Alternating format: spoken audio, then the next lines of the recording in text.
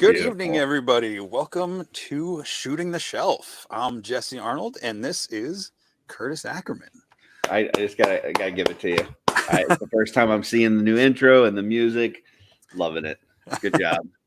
I'm sorry I did not have that ready for the beginning of season two, but I was having technical difficulties with my video editor. And yeah, maybe someday I'll do like a proper good intro with original music. But for now, thank you. Yeah, yeah. Got me in there with my Lion-O Halloween gear. Oh yeah. I got to throw some of that flashback stuff to why that this has been a part of our lives for the whole time. So Yep. greetings to everyone in the chat. We're just going to get right into it and invite our guest, the Lord Stephen Bushotee, to the show tonight. Good evening, Stephen. Hey guys, how are you? Blessings from the Lord. Doing great. Thanks for joining us tonight. Yeah, excited. Excited. Try not to get your voice too worn out. Hour number 5 of being on a show today.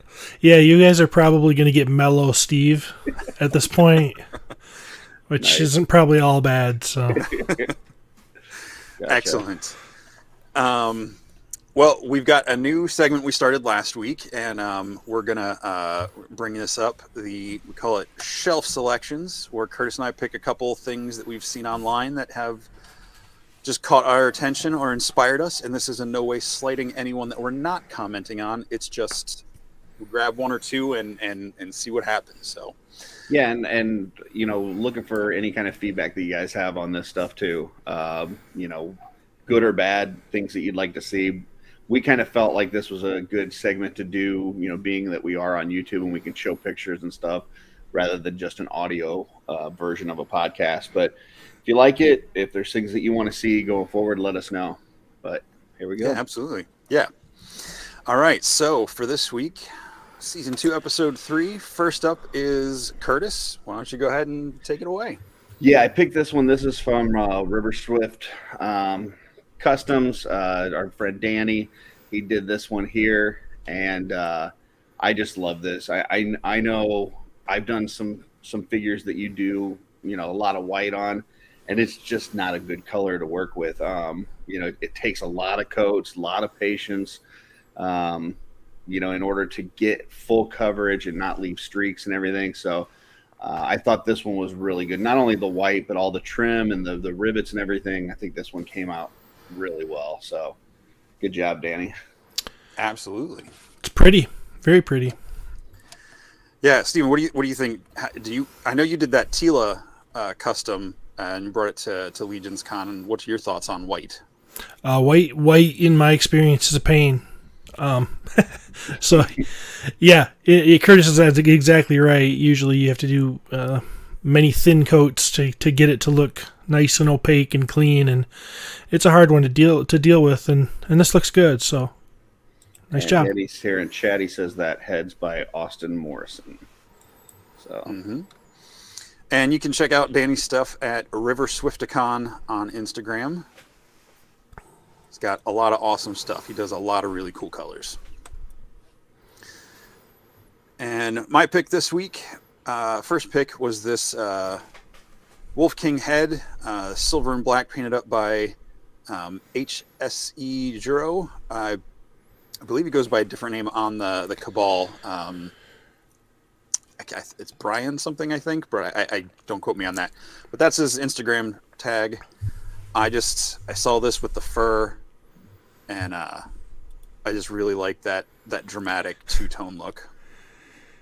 Yeah, it was funny because when you showed me this picture, I had almost was one of my selections as well. I saw it and I was pretty impressed by it. That's I believe that's Walter DeMarco head at Wolf King, and I've been wanting to paint that one up as an Iron Dwarf because I just think it would be an excellent Iron Dwarf head.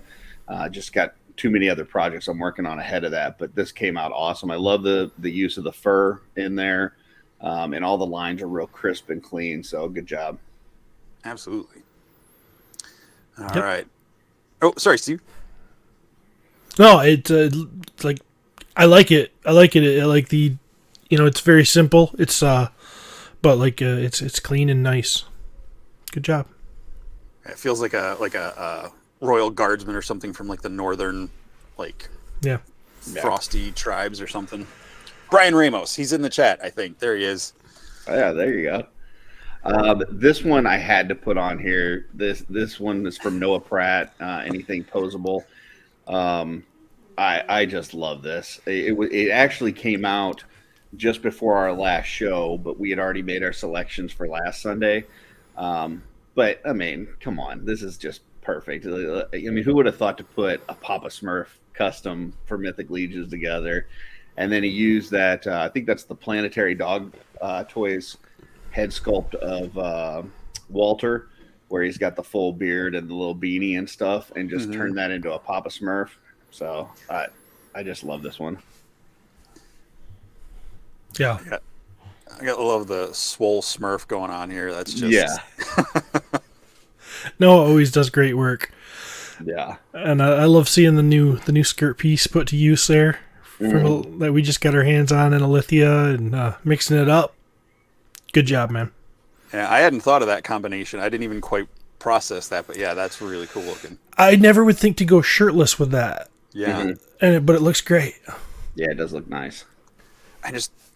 The details on that face, like when I enlarged this one, I was just like, holy crap, that looks like if someone did an AI of a no offense, of a like Smurf, live action fantasy film. Like it just looks so real. Well, and Noah's one of those guys that kind of makes me mad because like he does dios and then he does painting well, and now this is a tribute figure. Like it's like, come on, man, pick one thing and stick with it. You're making the rest of us look bad. But you can check out his stuff on Instagram, anything posable, and then obviously post in the Cabal as well. But yeah, great work. Absolutely. I love the little mushroom mace. Yeah. I like on that, if you could go back to that for just a quick second, I like how he's got like the wear coming through, like it was silver and then like they painted it red but now it's kind of like wearing through. I'm not sure how he kind of achieved it. It almost looks like he painted it silver, then painted it red, and then scratched some of the red off or something. I don't know, but yeah. I like how that came out. Yeah, that's really cool. Yeah. And then, of course, I saw Nikki. She posted this as a reel or a video. So Nikki Nicole Customs on Instagram. Everybody knows she's amazing. But it's a Fuzz Monk head, and I reached out to her to make sure it was okay to share it, and she sent me some, better pictures. And I just really love the designs on this, like the kind of triangle shapes around the eyes and everything. I'm shocked that you like this Fuzz Monk painted head. It's surprise. Yes, very shocking. But no, it came out really well. I love the eyes on there. It's kind of a little bit different than what I've seen on other ones, and then obviously the Arctic colors look really cool on it too. Yeah. Eric's in. What's up, Eric? Yeah, and then this was my pick here. I thought this was kind of a neat use of fodder. That cape on the back there is from a Origin Scareglow, and I thought it went really well with this custom. So it looks like it matches that hood perfectly, and works well with the Bardric arms. So that's kind of why I picked this one out. This is Action Figure Showroom, and I believe the gentleman's name is Mark Calvo did this. So just good use. Anytime I can find one with some nice fodder, especially easily attainable fodder, I definitely want to throw something like that out there. And that Scareglow, I think they just re-released that Origins, didn't they, Steven, as a 40th anniversary or something, where they brought it back out? Honestly, I don't know. I wasn't aware that they re-released Scareglow. Yeah, because that was it was one of the earliest figures. 3 Origins or something. Yeah, and it went pretty quick because it was that one. They had Trapjaw. I think it was Orko and somebody else, and I think they just recently re-released it. And I where I found mine was on an end cap at Target. So like I said, pretty readily available piece. For $15, you get a nice little cape that could go with a Mythic Legion figure. So that's cool. Yeah. Yeah, I just saw that wave re-released recently at Target myself. Yeah, I think it's got like a logo on the top where it says like 40th or something. Oh, Something cool. like that. Yeah. I don't know if they're planning to do more like that with the Origins, but I did see that entire wave. So. Well, that's what I was going to say before you said that. I was going to say it's a cool fodder piece, but it's not really easy to get a hold of. But apparently, maybe it is going to be a little easier. So that's cool. Yeah. I think they put a few more on the market, and the eBay people got mad because now they aren't selling as much. It looks like Danny said it's $15 on Amazon right now. So Oh, that's probably better than getting it in Target. yeah. So. All right. Well, I accidentally went ahead too far and gave a teaser of this next image, but this is something Steven just sent me to put up here. So go ahead and talk us through this one, Steve. This is just something I worked on tonight, actually, just before I started with you guys. So this is a new head that's going to be offered from Wolf King Customs. It's my sculpt. I wanted to make a bruiser kind of looking. Exactly, Travis. I wouldn't expect me to know either, but a bruiser kind of orc here, and he's got like some scarifications on his face. So I just painted him up tonight, and I was like, that's neat. So, Sorry, I like that. Zoom in. I mean, this head sculpt is really cool. I like the paint match. Obviously, is nice. Also, I noticed in the background you got that. Was that new diamond shaped one from Crashbox? Yeah, that's a cool little floor piece. I need to get me one of those. Yeah, that's one of the few things I was able to grab at Legion's Con this year. Because, right before we went in to do the My Wife's Gonna Kill Me live, I ran over there and bought that. And it was, because like we've talked about on probably many shows, a lot of us were chained to our booths kind of during the whole thing. So, Absolutely. Yeah, that's a cool one. Yeah. I think we've got a couple more orc heads coming out from Wolf King, right? We do. Emil's got a couple. We're going to do this kind of trio, at least trio. Maybe we'll do more. I don't know. But Emil sculpted 2 new orc heads too. So just in time, hopefully we're at some point going to be getting some orcs, I think. So is that head going to be... I'm sure that Len will have that head unpainted at ZoloCon. I'll have it painted at MuskeeCon and unpainted probably. I'm guessing Lynn's going to send us some of those to have at MuskeeCon. Very cool. Yeah, I mean, hopefully we'll get the video game figures in soon. It sounds like they're at least on their way across the ocean now, so that'd be good to start getting those orcs in. And who knows? I'm really hoping we get another either reinforcements or deluxe Legion builder wave that maybe has an orc in it. So. We'll see. All right. Absolutely. So that's it for shelf selections? That's it for shelf selections this week. Cool. Awesome. So you just mentioned... Oh, go ahead, Curtis. After you, man. I was just going to say, you just mentioned... We just talked about ZoloCon a little bit and MuskeeCon. I mean, obviously some people watch and know about some of these things, but you're going to be at both those shows, right, Steven? I will...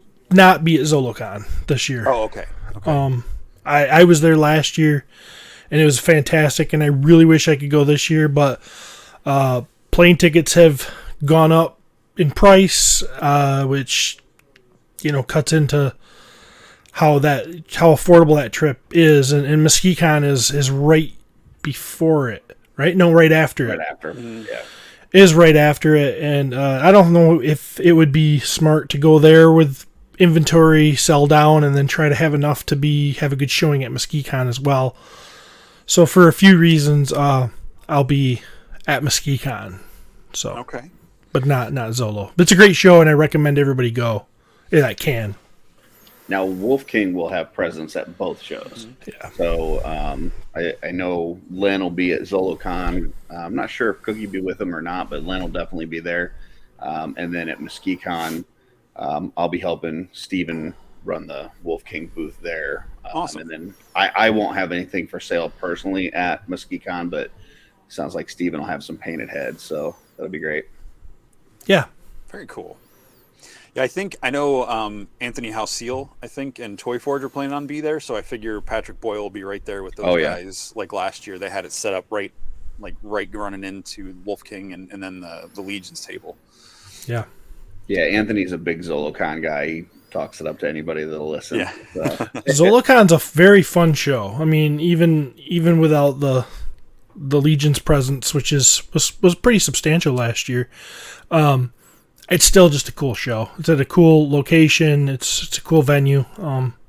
Yeah, if you're within driving distance, go. Yeah, I'm a little disappointed I'm not going this year. Just trying to tighten up that budget and everything. So yeah, I'm not hitting Zolocon, but see if I can get someone to grab a Father Christmas pin for me if they have any there. There you go.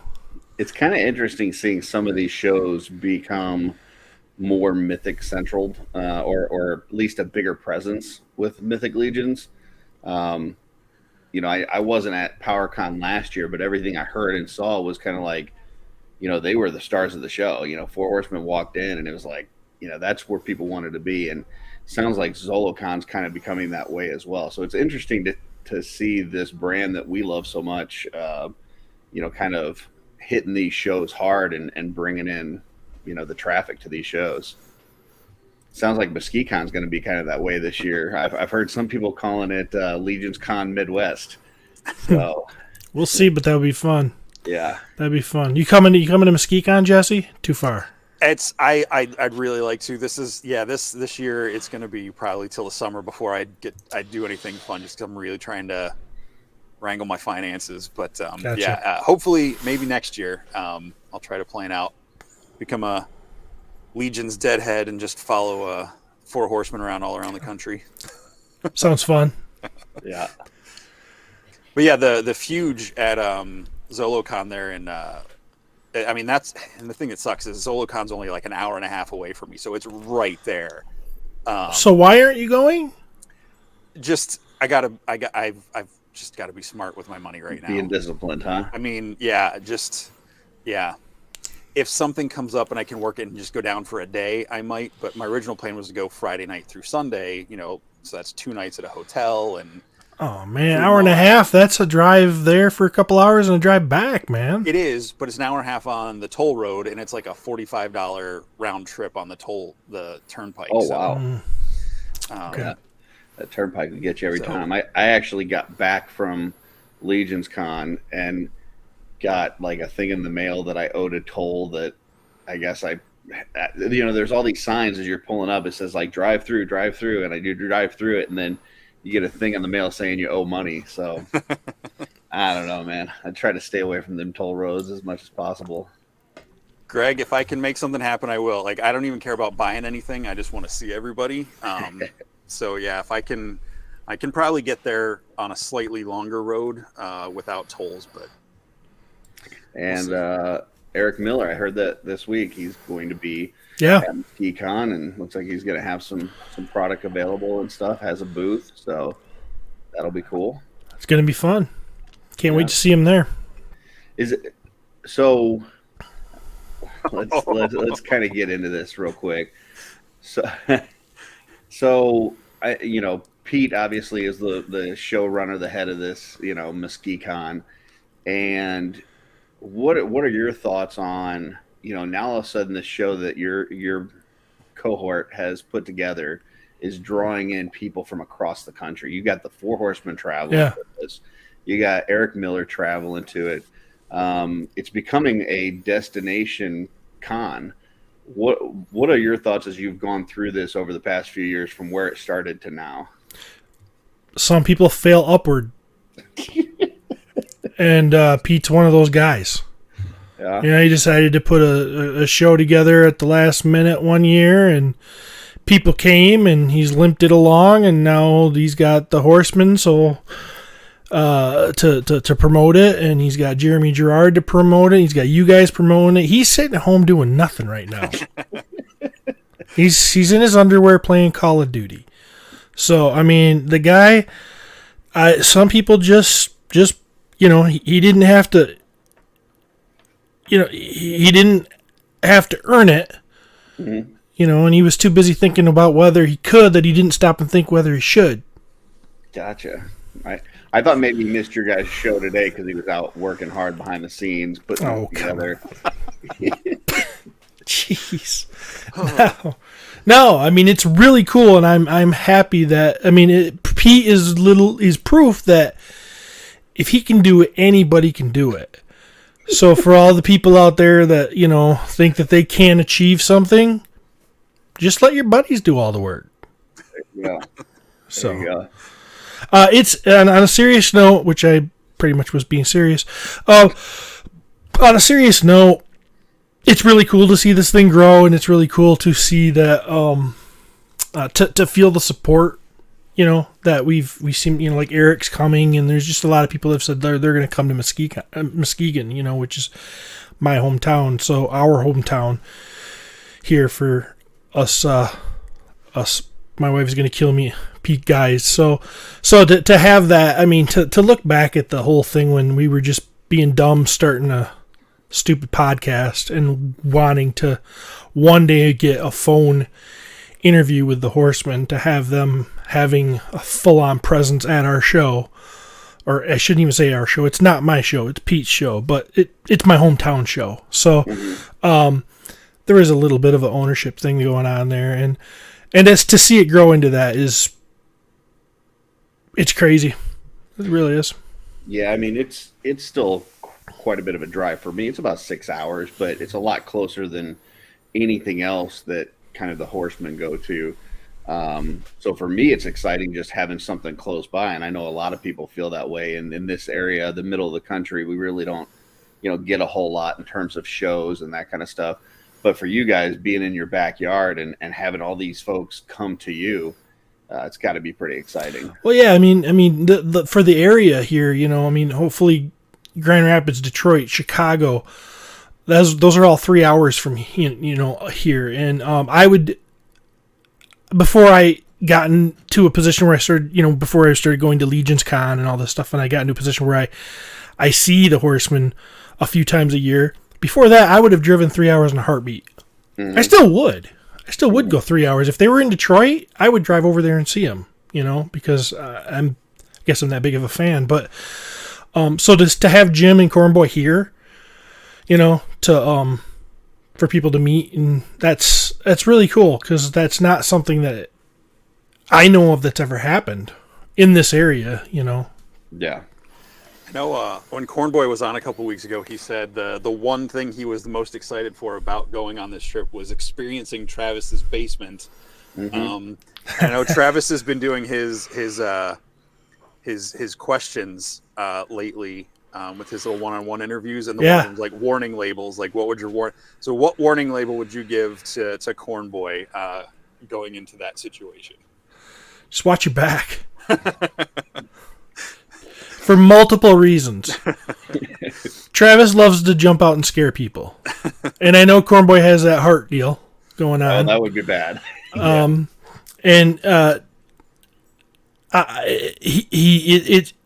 He's relentless with it. So if Travis could, I don't want anything to happen to Cornboy. So watch behind you, check corners, check behind doors, lock the door when you go to the bathroom. Keep them in front of you. So okay. I know you were talking about having product available at Muskegon, some things that you're painting right now, and obviously we know you from your videos in the Cabal, the Wolf Den. You have some on Legion's Cast where you've painted some heads and done some tutorials, and your work is great. What got you into painting action figures initially? Like, did it start with Mythic Legion, or were you doing stuff like this before you got into Mythic Legions? Where did this all come from?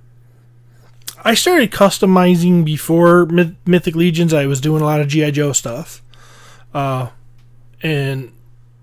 the new 25th anniversary, the Pursuit of Cobra guys, and that really was inspired by a friend of ours, Joe Crazy Bill. He was a big G.I. Joe guy, G.I. Joe customizer, and I kind of just, I don't really know why I started, but I thought it was fun.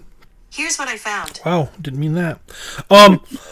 And so yeah, I did that, but that's a whole different skill. I didn't not have the skill set that I have now with doing that.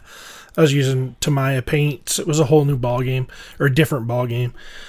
And then eventually, I kind of, as the GI Joe 3 3/4 kind of faded away, and I just kind of fell away, and my paints dried up. Mm-hmm. And I hadn't touched a paintbrush in years when Len launched Wolf King. Mm-hmm. Seems like it must have been early days of COVID. Mm-hmm. And he asked me if he could send me some parts to check out. And this is early stuff. A lot of stuff that never even got sold. You know, I mean, it was different antlers for like the new ogres that would plug in, and they never even, stuff that just, he was just learning how to print, learning how to, you know, get it all done, and he'd send it to me, and I was like, well, I'm going to bust out my old paints and see which ones I had, and that weren't dried up. And there's only a few of them. I had a limited color selection, but it caused me to sit down and paint again. And then that was right about the time, I think also right in there, Jeremy Gerard started Mythic Conversations. And in the beginning of Mythic Conversations, he did a lot of customizing tutorials, and, you know, that was kind of the bulk of his show in the early days. And so it was always kind of fun to turn Jeremy on and sit there and paint while he was painting. And it snowballed. But it didn't really take off until Len was like, why don't you paint a run of this for Wolf King? And so then I went out and started investing in paints and paintbrushes, and really started throwing myself head in, or jumping in, you know, full blast to painting. And been off to the races ever since. What's some of your favorite type of stuff to paint? Humans. Human faces, human hair, human. I think it's the hardest thing to paint. I think a lot of people stay away from it. I think there's plenty of people who do it well. When I say that, don't take it that way. But there's plenty of people who do it well. But it's kind of, I was kind of like, okay, a lot of people can paint critters, a lot of people can paint monsters, and you can get away with a lot of different stuff. You can't get away with much with a human head, a human skin tone, if you really want to make it look good. And my goal is always the paint match, the trying to get it so, especially when I started selling, I took on a completely different mindset of people are buying from me for two reasons. They either like my work, or they like the product, and they want to pop it on their product.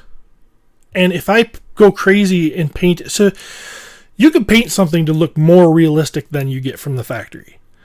You know, people can paint a head, they could put all kinds of detail in it. And you look at a horseman head, which everybody loves, straight from the factory, and there's actually people that put a lot more detail into that. You put it on but you put it on a horseman buck, and it doesn't match. It doesn't fit. You know, you can't just pop it on a barbarian. The skin tone might be off. And so my goal was always to master being able to have a rack at my shelf or at my table. Anybody can walk up and go, I want that head, and they can pop it on their barbarian builder or whatever they're deciding for, and it's done for them. They can go further if they want. But that's what I've really poured in to try to do. That's why usually when you see pictures of my customs, they're not crazy. Like, I'll use Curtis as an example here. He just did the Judge. He redid the Judge, which is a God's Fire character, and it's amazing, right? I mean, it's really good. Paint's crisp. Everything else, you know, is great. And I have done customs like that, but I like to show pictures of all horseman parts, or mostly horseman parts, with our Wolf King parts painted by me, and show that you don't have to go crazy. You don't have to be Curtis to be able to buy parts from us or buy parts from me, pop them on, and there they are. Yeah, and that's I saw a lot of that. Obviously, I was at the Wolf King table at Legion's Con and you know, near you for most of the time, and it was interesting as you were selling heads, people were coming up and you're telling them like, this one is painted to match this body, because obviously we've gotten some different skin tones. And as you, especially, I know you like barbarians, and if you're painting something to go on a barbarian body, there's a big difference in skin tone between the old barbarian and the new one. So, I thought it was cool that you were educating people as they were coming up and looking and deciding which one to pick, that you're letting them know, hey, this is what this one's designed for, so that when they do pop it on, it's going to have a good match. When that new body came out, what was your process for, trying to match that and getting that adjusted? I got really, really lucky. It's ridiculous how lucky I got. Let me see if I have that paint in front of me. Is that the new barbarian or gladiator? Yeah. Here it is. Because I think you were the first one that I saw do a head for it, and you posted it, and I'm like, that's spot on. It's so 100%. My local store that I go buy my Citadel paints from, and they stock Citadel and they stock Army Painter. I use both a lot. I had meant to bring, it's on my way home from work, I meant to bring the new Deluxe Barbarian Builder, because it has a different tone, like we were just talking about. It's got that new tone. I meant to bring one to work with me one day, so I could bring it into the store and try to get close to a color, which is hard to do anyways, because paint dries different. It's in a bottle. It's, but maybe I can get close and then I can adjust it from there.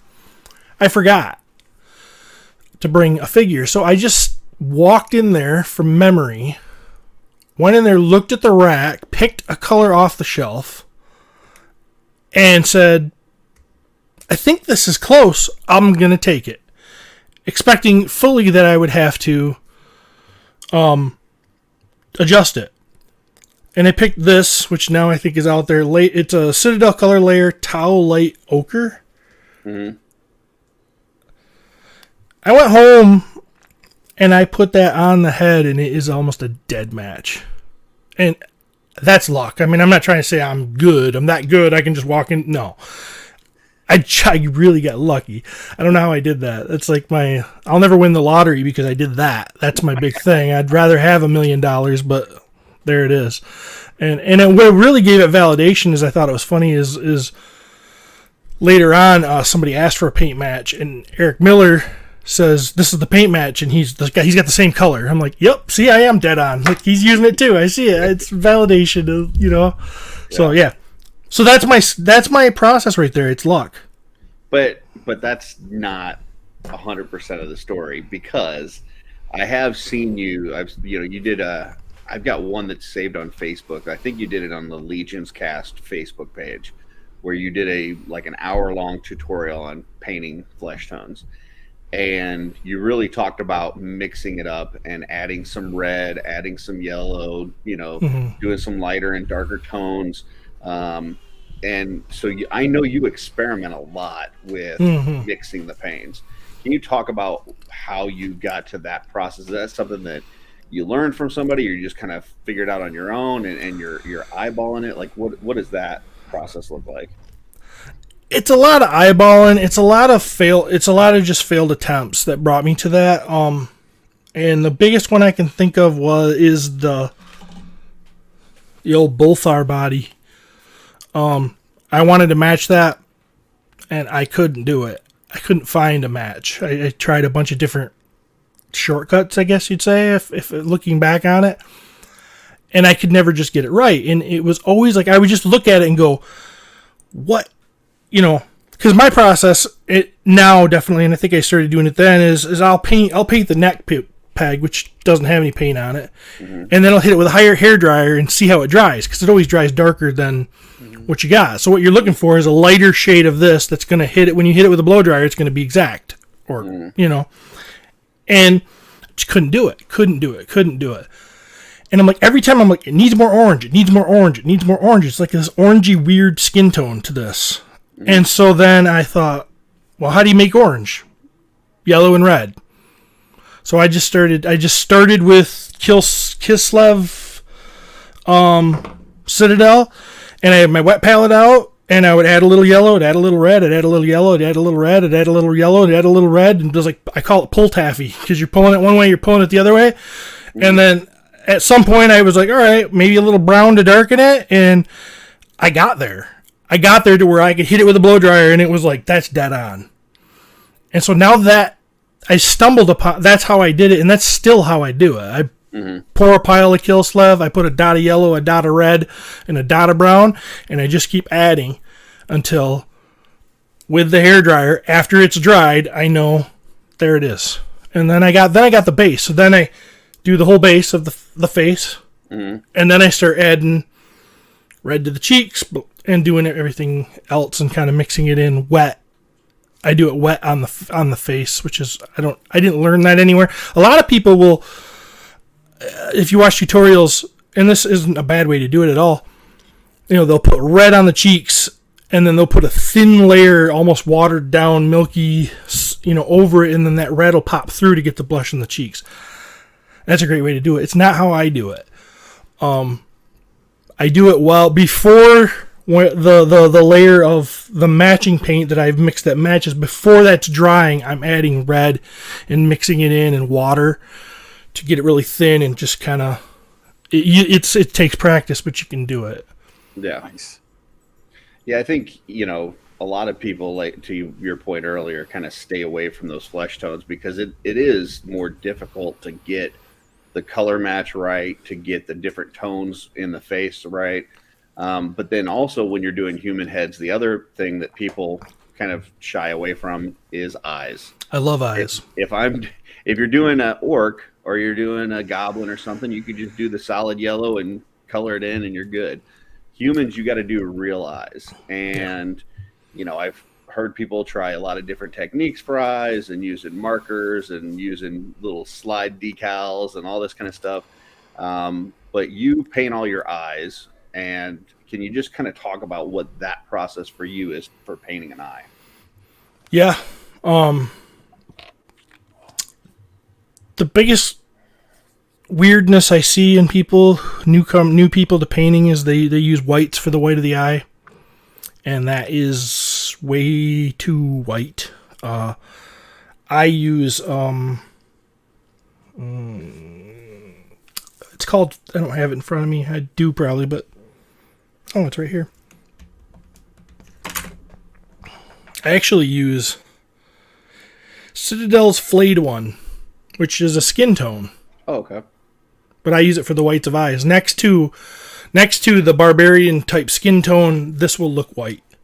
I mean, it'll look like a good white I don't think most people go use an actual. I don't know what other people do, but that's what I do. And I just do the whites of the eyes first. I put if I'm doing a blue eye, I put a dot. And a lot of people use this method. I put a dot of dark blue, then I put a smaller dot of light blue inside it, so you get a dark ring around the eye. So the outer eye has the ring around the lighter part of the iris. And I go pretty drastic. Like, these are the two colors I use because you really want people to see it.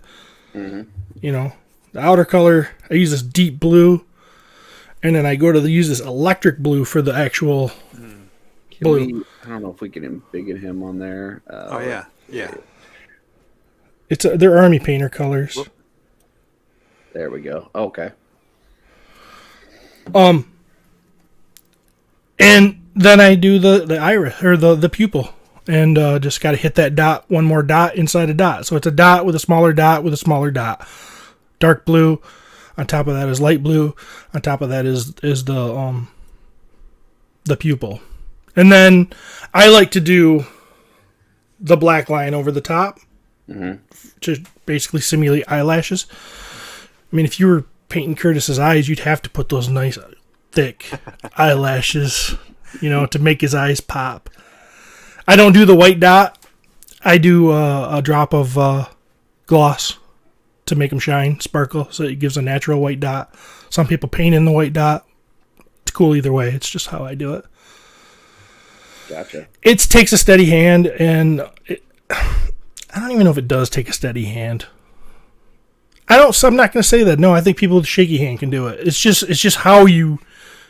If you do it enough, what made me good at eyes is painting in a series for Wolf King. When you got to do 20 heads, it's 40 eyes you got to do, and they all got to be, they got to be looking the right way. And when you're in the early days when we were doing big painting runs, and I would have to do, 20 faithlesses along with 20 believers or something, that's a lot of practice. Yeah. And practice makes perfect. And you just learn how to cheat.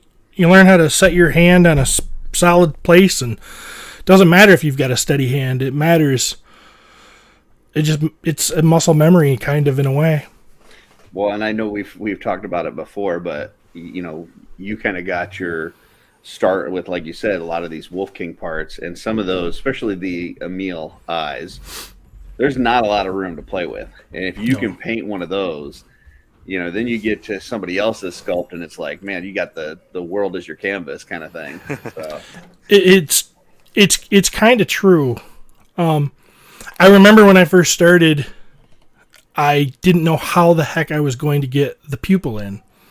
Mm-hmm. It just didn't seem possible. And, but it is possible.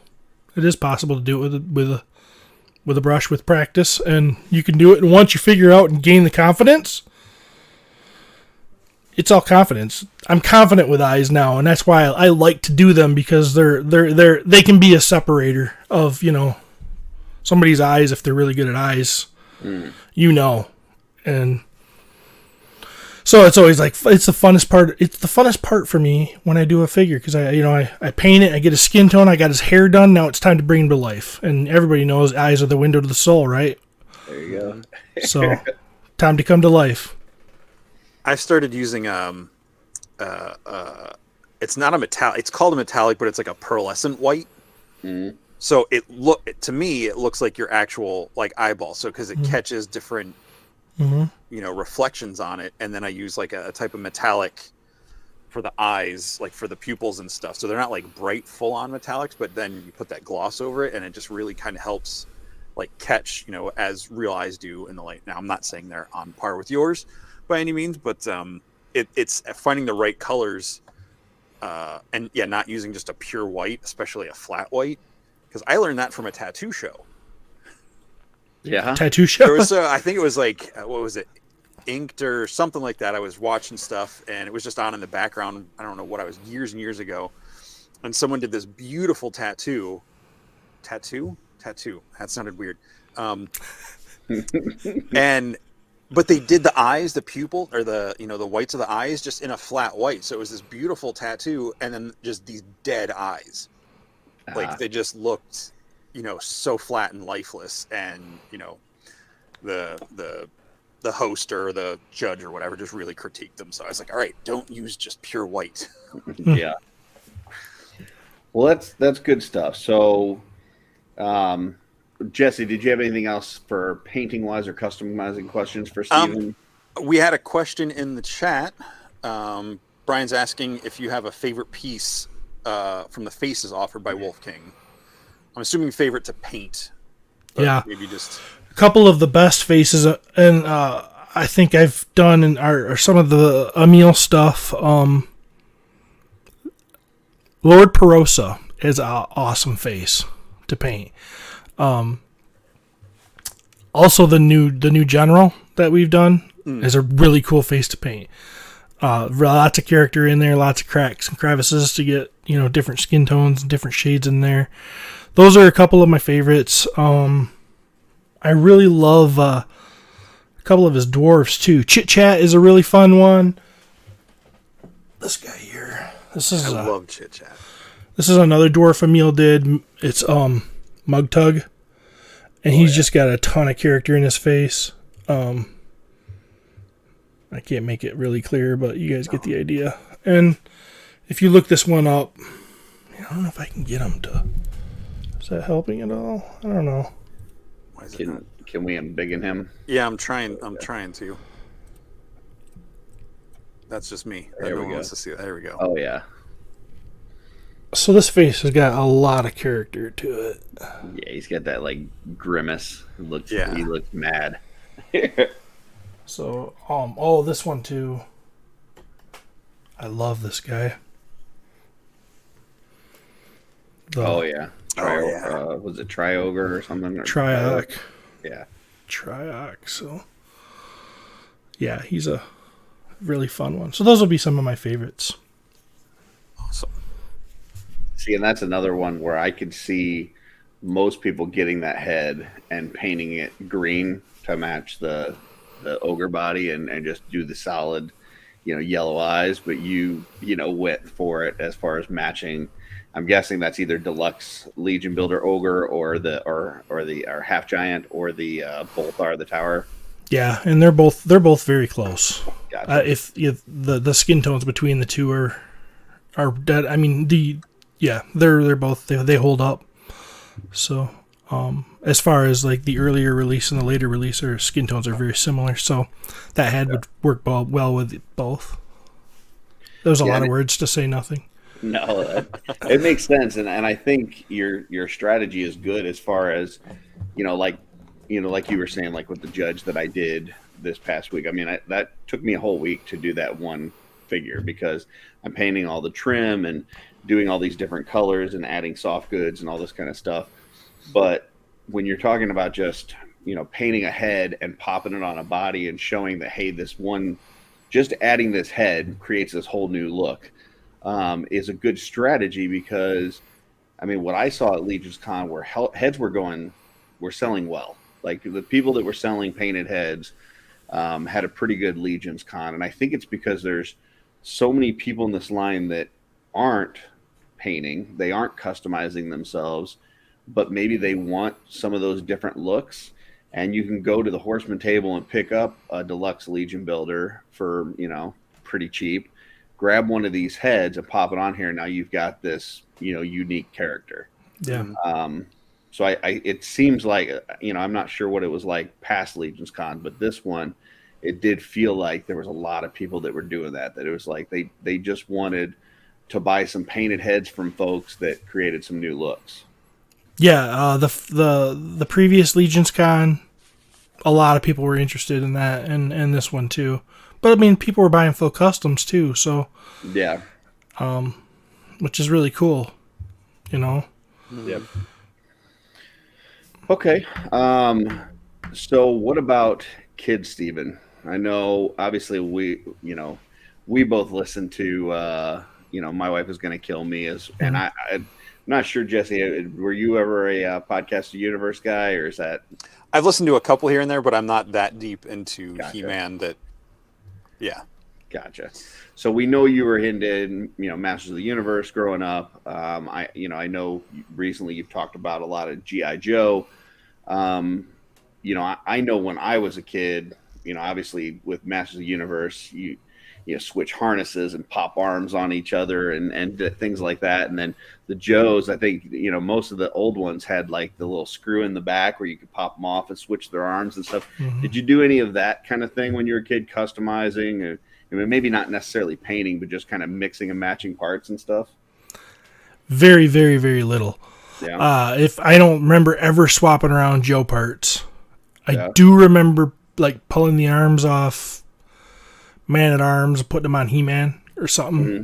But that's about it. I was pretty much straight up factory. What I got is what I had. That's how they're supposed to be. That's what they gave me. And This is this character, and don't mess with it. And the funny part is, too, is as much as I love to sit here and paint, nowadays, I don't keep a lot of my own work. So my collection is it's the Horseman stuff. Mm. I like it. I like the Horseman stuff. I'm most excited about what they give me. Gotcha. But no, when I was a kid, I really didn't mess around like that at all. I know some kids did, but I think with the He-Man figures, because I was into them as a kid. Mm-hmm. I think anytime an arm came off, I felt like I had done something wrong. So I just like immediately tried to put it back on. Like it never occurred to me. Like I heard people talking about this with the origin lines, how they're. Mhm. I'm like, it never occurred to me as a kid. Maybe accessories, the harnesses and stuff, and with GI Joe, the few I had, I would swap accessories. But yeah, the full part swapping around never occurred to me.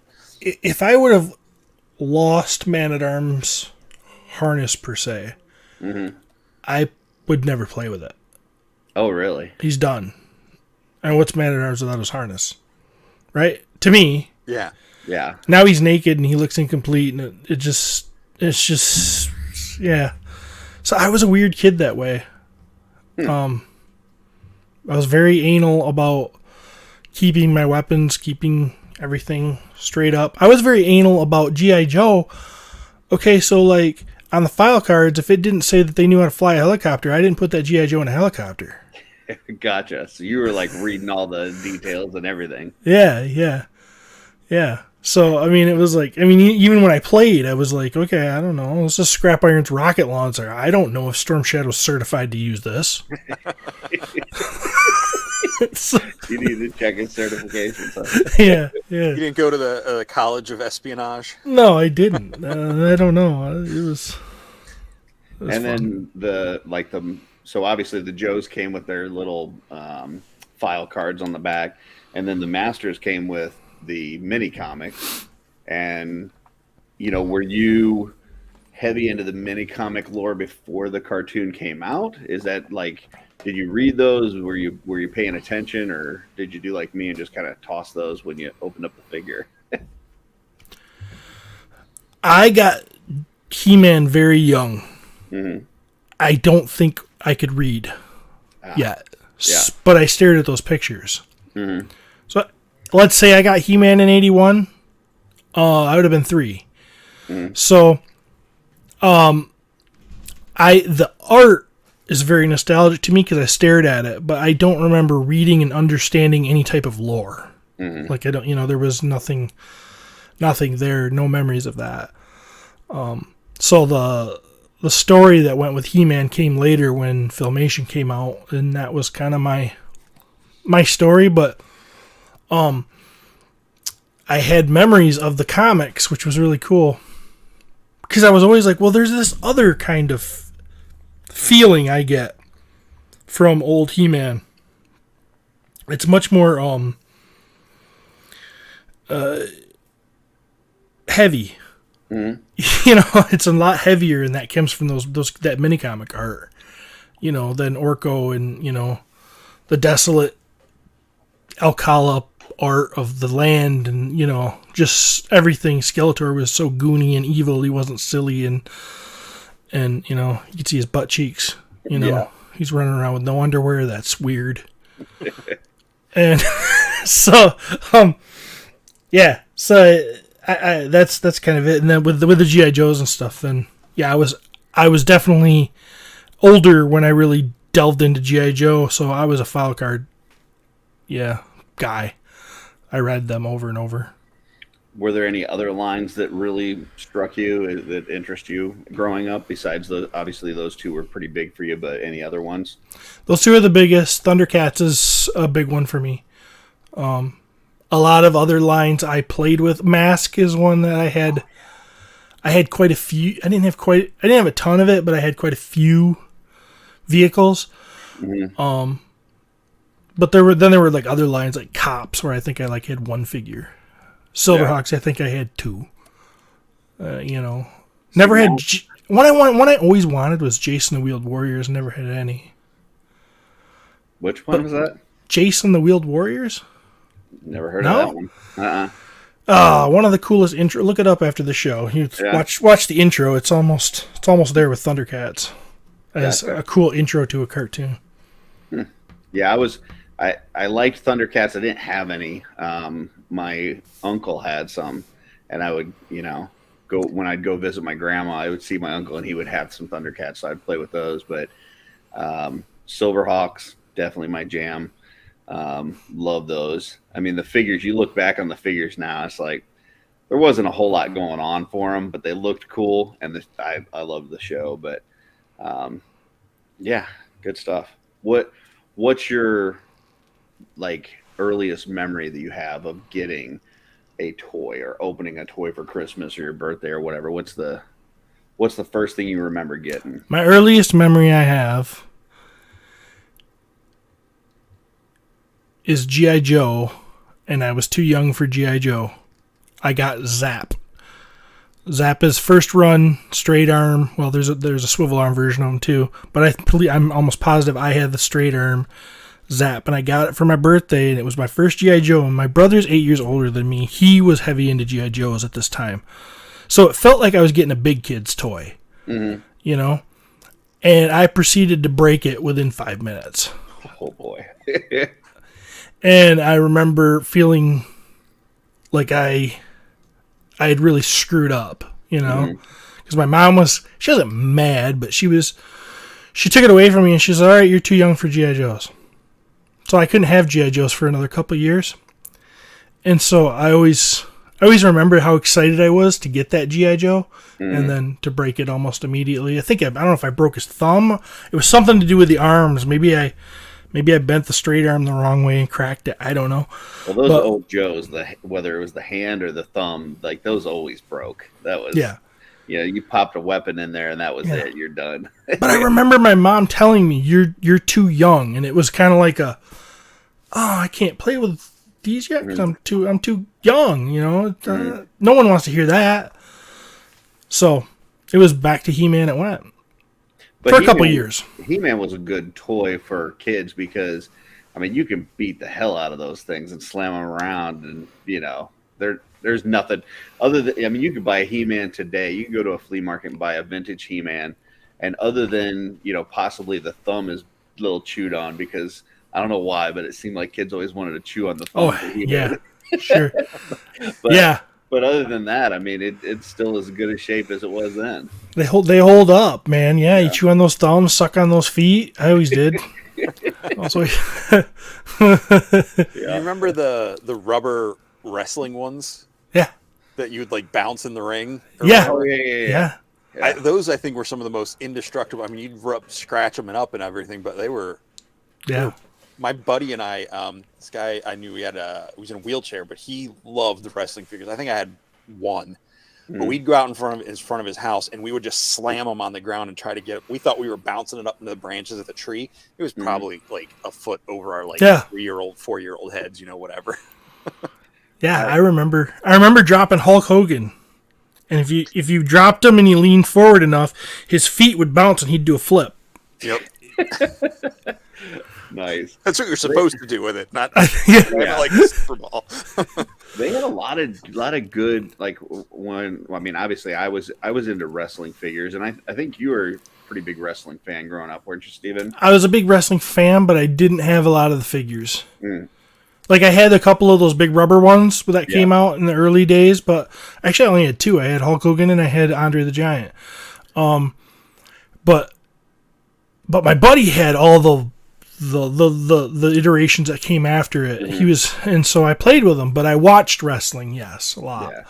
I didn't have the big, like, LGN, like the dog toy type ones that are just fully rubber, but I had like the thumb wrestler ones. You remember those where it had like the hole in the back and you do that thing, and then the ones that came out. What is it?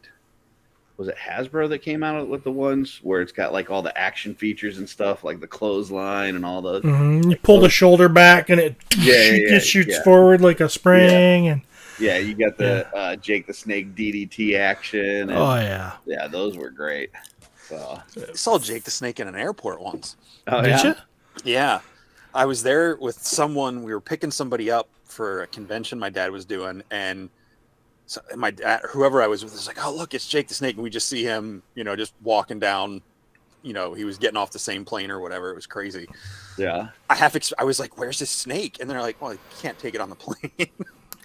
We saw Randy Orton at an airport once, and I'm in St. Louis, and he lived, he was born and raised in St. Louis, and but I just saw the back of his head as he was walking away because my wife, we had just gotten married. And actually, it might have been before we got married, but she had only watched a couple episodes of wrestling. Like, she had very little awareness of wrestling.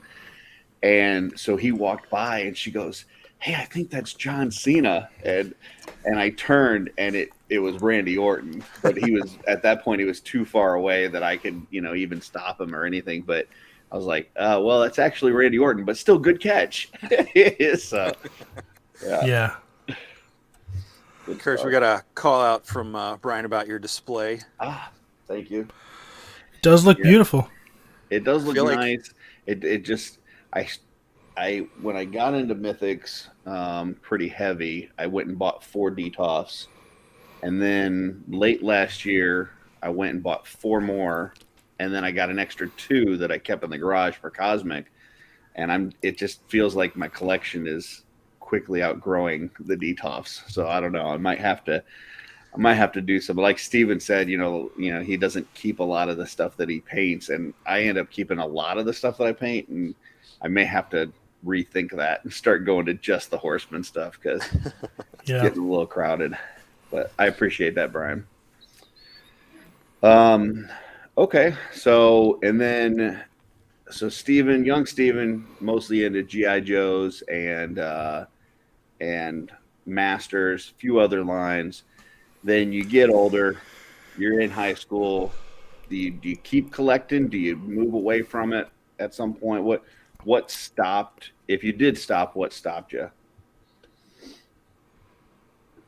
I never stopped being interested in toys. Every time I went into a store that had a toy section, I still always walked through it. I don't care what age I was. Yeah. I walked through it. I remember when Marvel Legends was new, or all that Toy Biz era and everything. I was not buying it, but I was watching it, and I remember in high school, I was not good at sports when I was a kid. I wasn't good at baseball. I wasn't good at football. And I always felt kind of insecure about that because other kids were. And my dad didn't watch sports. He never showed me. I didn't know how to play. I didn't understand it. Mm-hmm. But when I was in 6th grade and they did the wrestling unit in gym class, I found out I'm stronger than everybody. Just naturally. Just, I'm a 6th grader. But I maybe, I don't know, maybe I had started...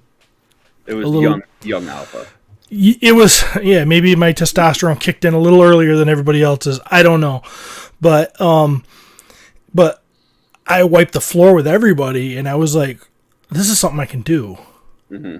And nobody's laughing at me. And they're not saying I throw weird or, because that's what, they'd say. And then it was off to that. Then I just got into wrestling all through middle school, all through high school, which led to finding out that I'm really good at lifting weights. So I went from kind of the weird kid who didn't play sports to kind of a weight room obsessed jock kid that didn't really play with toys. I mean, I kind of went from the nerd kid to not the nerd kid. And, but I was still nerdy inside. I still went to, and I was still, I was into art too. So there was that creative outlet too. So, and that was basically when I kind of really moved away from toys through high school until, the Power of the Force figures came out. Like a lot of people, I'm sure we've heard that story. Star Wars is back on the shelves. Holy cow. I'm buying all these because they're going to be worth money. Yeah. And they're cool. So that's when I started picking up the toy collecting bug again. So did you like those super buff Luke Skywalker with the ripped chest? At first I did. I think it was... I thought, well, this is a stylized version of it. I don't know if I knew those words at the time. I don't know if I used the word stylized back then, but that's how I kind of looked at it. But yeah, so I went, and then so that was kind of weird because that must have been, I must have been a senior in high school. I was working at Meijer. That was my job after school. So I would get, and I worked in the receiving, so I'd get the boxes before when they come in, before they even hit the shelves. I would mark them and take them to the department. So I got my hands on all the toys before anybody else. Not even the toy department. I saw it before the toy department did, and that was dangerous because, yeah. So, I had this pretty cool collection, and then I'd have a girl over to the house and show her my bedroom, and I'd be like, "Oh no, she's gonna see my toys," which she did. Or they did. So that was kind of that awkward kind of, things weren't like they are now where you can just wear it on your sleeve like I do. Right. And be comfortable with your nerddom. Yeah. Yeah. Yeah. It was what a shocker. No one saw that side of me. Mm. So, this girl comes over to Mr. Wrestler, guy that, she sees us in the gym and I'm running through the halls and I'm doing, being trying to be as much of a stud as I can be, and then I've got Sky's X-Wings hanging from my ceiling. Yeah. So I was going to ask that, with being into art and being, wrestling, as you said, like through high school and stuff, was because you're I think just a couple of years older than me, being in the 80s and early 90s in that time period, like you just said no one really saw that other side of you. Did you have to deal with any of that, the conflict between the art and the wrestling side, like the sports side, or was like... Not really. I don't remember that being weird. A good friend of my wife's going to kill me, my friend Chris Middlecamp, customizer, known him since second grade, call him Hobby Lobby. For those that you may know. Yeah. So we've known each other, and he was also into art. So we were in that class together, and with the art kids, which the art kids are usually a little bit different than the jock kids. Mm-hmm. But I really blended well with both groups, and I remember those art classes. We laughed our butts off. We would be drawing and talking Star Wars, and that's where I really got a lot of nerd outlet, was in those classes, and that was super fun. I don't remember me ever feeling like I couldn't step into both worlds there, and that was awesome. Okay. Greg says, had the same issue being a bouncer, bringing back a hot chick, and she walks in and see his figure room. It's like, wait a minute, this is really yours? Yeah. See that? Yeah. Was that, how about, since we're on that, Kurt, was that something, like, did you ever have to struggle between different aspects of stuff you liked, or, being the nerdy stuff and hiding that at school, or did you just wear that on your sleeve, or? So I had kind of a I don't know, traumatic incident that happened that stopped my toy collecting when I was younger. I kind of I bounced from line to line. I, started with Masters and went into like Silverhawks and Battle Beast and, one after another. And as it got further along, kind of like Steven was saying with the file cards on the G.I. Joes, like as I got a little bit older, it became more where I was interested in the stories with the characters, and I would actually set them up in like a diorama type fashion, have them on display, kind of like this. So I was no longer like having imaginary battles and stuff like that and playing outside, but I still enjoyed the art of the action figure. And for me, I've got a stepbrother that he kind of bounced back and forth between his dad is my stepdad, and we lived together, and he would live with us sometimes, and then he would go live with his mom, and he would come back and forth. Well, one of the times he was living with us, we were both in high school at the same time, and I believe I was a freshman and he was maybe a junior, something like that.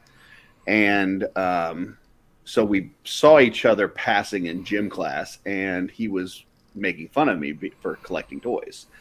And I'm at an age where it's, at that point, it's like, okay, maybe it's not so cool to still be collecting toys. You're in high school. So I denied it. I'm like, I don't collect toys. I don't know what the hell he's talking about. Like, he's full of shit, And so at the time, my last line that I remember really collecting as a kid was Star Trek The Next Generation had just come out. In fact, in the opening intro, you see me holding the shuttlecraft. And that was like the last line that I collected. And one of the figures I had was a super rare at the time. It was like this Jean-Luc Picard. They had the standard one with the red outfit, but he had another one that he had like a vest on, and it was really hard to find. And my brother ended up bringing that one to school and showing everybody. And he's like, see, this is one of his action figures. And, you know, like, and I go, that's not my action figure. I've never seen that before in my life, you know? And he goes, oh, well, then you won't mind if I do this. And he threw it on the ground and just stomped the shit out of it. And, Man. And just destroyed it in Your front of brother is savage. Yeah. And I take it you don't speak. you know, we do. We do. He's gotten a lot cooler since then. It was one of those things where I think he was always bouncing around from one house to another and never really felt accepted or fit in. And so he felt like he had to put down others in order to lift himself up. And I'm like that. That's just kind of what he did. So, but yeah, I mean, for me after that, it was like, okay, I'm done with toys. I'm out of it because it was the most embarrassing situation of my life. And I was like, I'm just done. And it wasn't until, 5-6 years ago, that I actually started collecting toys again. So, well, I'm sorry for bringing up such a horrible story. No, I mean, it's it's just the way it happened. But yeah, it was pretty, at the time, it was pretty traumatic. So I mean, that sounds that's brutal. Yeah. That sounds like something you'd see in a movie. But it's kind of, and I mean, another story time, but I mean, hey, we get time. But we were talking earlier about the first thing that Steven remembers opening. The first one that I remember opening, any kind of toy or anything, was Castle Grayskull at Christmas in 80.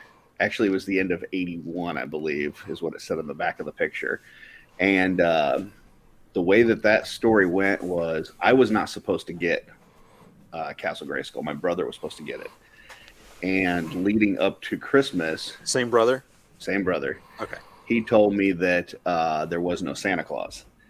And I was, the 81, so I'm 4 years old. And I'm like livid. Like, you're lying, this and that. He takes me, my parents were in the other room. He takes me into their bedroom and he shows me where they've got all the Christmas presents for that year. And so I start like having a fit, and my parents come in and I'm sitting there like screaming, like, he said there's no Santa, this and that. And they're telling me that there is. And he's like, no, there's not. I showed him where all the presents are. I even saw the Castle Grayskull that I'm getting for Christmas. And my dad goes, you're not getting a Castle Grayskull for Christmas. And my brother goes, yeah, I am. I saw it. I asked for it. And it's right there in the top of your closet. He's like, I guarantee you're not getting a Castle Grayskull for Christmas. So Christmas morning comes and there's a Castle Grayskull. It's got my name on it.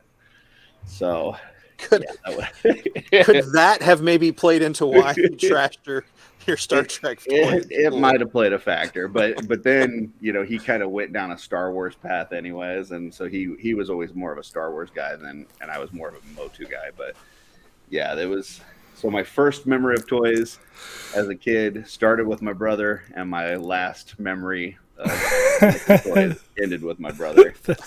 So, oh, that's rough. Yeah. That is. So, but anywho, so later on in life, you start getting back into toys. You see the Star Wars figures, then you see some other lines coming out. You're working at Myers. At some point, a love affair develops between you and a Mr. DeWitt. How does this begin, and what? Because I started listening to you guys on PoTube before I listened to My Wife Is Going to Kill Me, and you guys, you're like the perfect couple. Like, they make movies about couples that aren't as good as you guys. So tell us about where that began. That began many years later when we recorded our first episode of PoTube, I don't think me and Jeremy may not have even known each other for a year. Really? Yeah. We grew up in the same town. He went to a different school. He was in a different school system. Led very different lives.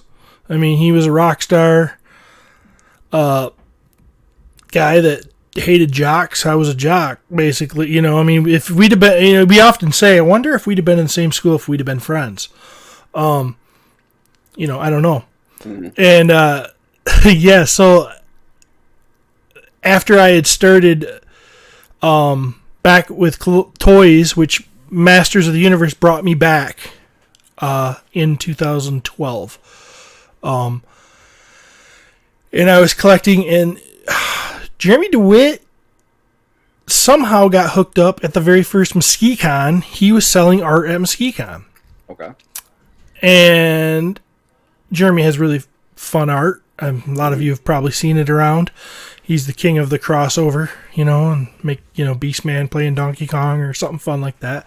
Right. And it's really funny because everybody knows how wonderfully jolly he is and how friendly he is. But our first interaction was weird. I noticed his full sleeve of He-Man right when I was looking at his art, and I thought, oh, this is a kindred spirit. Right. And I remember trying to talk to him, and he kind of blew me off. And I was like, oh, okay, well, I guess he's not into that. I guess he doesn't want to, you know. So that's how I read that interaction. He reads the interaction. I was stuck up. Okay. I don't know how we get along so well. I don't know how we both must have misread each other. It's kind of weird. But then later on, he becomes... Pete decides he wants to interview him at Tulip City, which is a con that our friend Matthew Rodriguez puts on. And Jeremy's there, and he's in full... He was part of a Ghostbuster... I don't know if you call that a troop or a unit, but those guys that go to cons dressed up like Ghostbusters. Jeremy's in the full Ghostbuster gear. He sits down, and... Which Ghostbuster? Which Ghostbuster? Yeah, which one was he? DeWitt. They always put their real names on there. Oh, I thought like they were like he was Bankman or something. No, those they act like they're like a. I think the idea is like they're like a spawn off of. I gotcha. I don't know. I don't know, but so we sit down and talk, and it's it might have been the year that Travis is. This is famous for any of us who's followed us. Travis had his appendix almost died because I don't think Travis was in on this interview. We sat down, the three of us, and we had a ball. And we hit it off. And then we talked about our love of Masters of the Universe, blah, blah, blah. We started exchanging texts back and forth. He came out to my house. We did a deal. I bought some stuff from him. He bought some stuff from me. We traded, did some fun stuff. And then I had wanted to start a Masters of the Universe podcast for quite some time. And I would just email him out of the blue one day. I said, hey, why don't we do a podcast together for Masters of the Universe? And he says, yeah, let's do it. And you were already doing My Wife Is Going to Kill Me at this time, right? Yeah, My Wife's Going to Kill Me was probably almost 2 years old. So you were, as far as podcasting goes, like you already kind of had your feet wet. You'd been doing it for a while, pretty experienced. Getting a new one off the ground, probably wasn't near as much work. Had all the equipment, knew how to do the hosting, knew how to do everything and get it on. Done all that before. So that part was the easy part. It was finding a co-host, and then just the amount of silliness between us, because we're both so immature. Yeah, we shouldn't have been allowed to have kids, I don't think. Well, not being able to play with G.I. Joe at 2 years old should have been the first clue. So yeah, that just, and I think I feel that the chemistry between us just kicked off really, really quick. Yeah. Well, I think it's interesting that show has lasted that time. I mean, I love the show. I think it's great.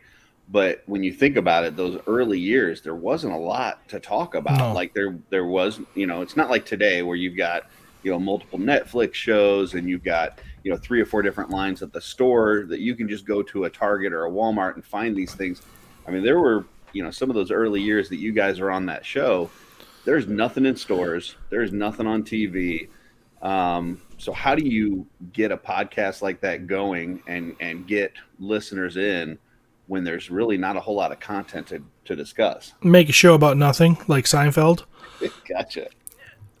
I mean, basically, that's what we did. And that was really one of my motivations was I loved Roast Google Dinner, which is a podcast put on by Val Staples, and Pixel Dan was on it. And, there's a big group of Master of the Universe fans that used to put that sucker on. And there was a couple other podcasts around that dealt with Masters, but they had all trailed off. It was like when there wasn't much going on anymore. It was in between when Classics was kind of discontinued. Super 7 really hadn't gotten off the ground. Everything was in this giant lull. And we had the discussion, like, what are we going to talk about? And we're like, we're going to talk about Masters of the Universe. We're going to make stuff up. We're going to, it's just what we did. I mean, our random ideas skit, what would a Masters of the Universe amusement park look like? Right. And it's on our personalities to carry it. It's on our personalities to try to make it entertaining. Mm-hmm. And some people aren't going to like that because they're going to be like, this is just too silly. This isn't for me. And other people are going to love it. And I love Drunk King Randor. Oh, Drunk King Randor. Yes, there's... Well, I think because of that, because you guys had to create your own material and keep it lively, that show... To me, it feels a lot more structured than My Wife Is Going to Kill Me. My Wife Is Going to Kill Me just kind of feels like four guys sitting around bullshitting for 3 hours. Sometimes it's about toys. A lot of times it's about other things. But with POTU, you guys have some segments in there. I mean, like POTU Canon, you've got, your section where you're, reading the mini comics and stuff and doing the voices. Like, you had to be very creative and come up with material. And some of that stuff is pure gold, in my opinion. Well, it's the older podcast got to a point where every show they did, they were interviewing somebody from the line. They were interviewing somebody that was going to make a movie. They were It was all external. We're like, we're not doing external. We don't need anybody. We're going to make the show about us. We're the entertainment, and our fans. And that's a part of My Wife Is Going to Kill Me too. And I think that's why the fans there. I took a page from what was already happening in My Wife Is Going to Kill Me. We make our fans part of the show. We don't do a lot of interviews on My Wife Is Going to Kill Me. And when's the last time we've had anybody on? We don't even reach out. We don't even ask. Mm-hmm. We don't it's not like we're trying to get the guy from NECA on. I wouldn't mind talking to the guy from NECA, but is it going to be as funny as naming Billy Beige, Will White Billy Beige, or ragging on Curtis, or that's not going to be as fun because the people listening to it, they're part of it. We're bringing them in. That's why the listener feedback part of POTU is so important. Mm-hmm. Where they give us the question, what do you think would happen? Roommates, Ram Man and Fisto, you're doing this and blah, blah, blah.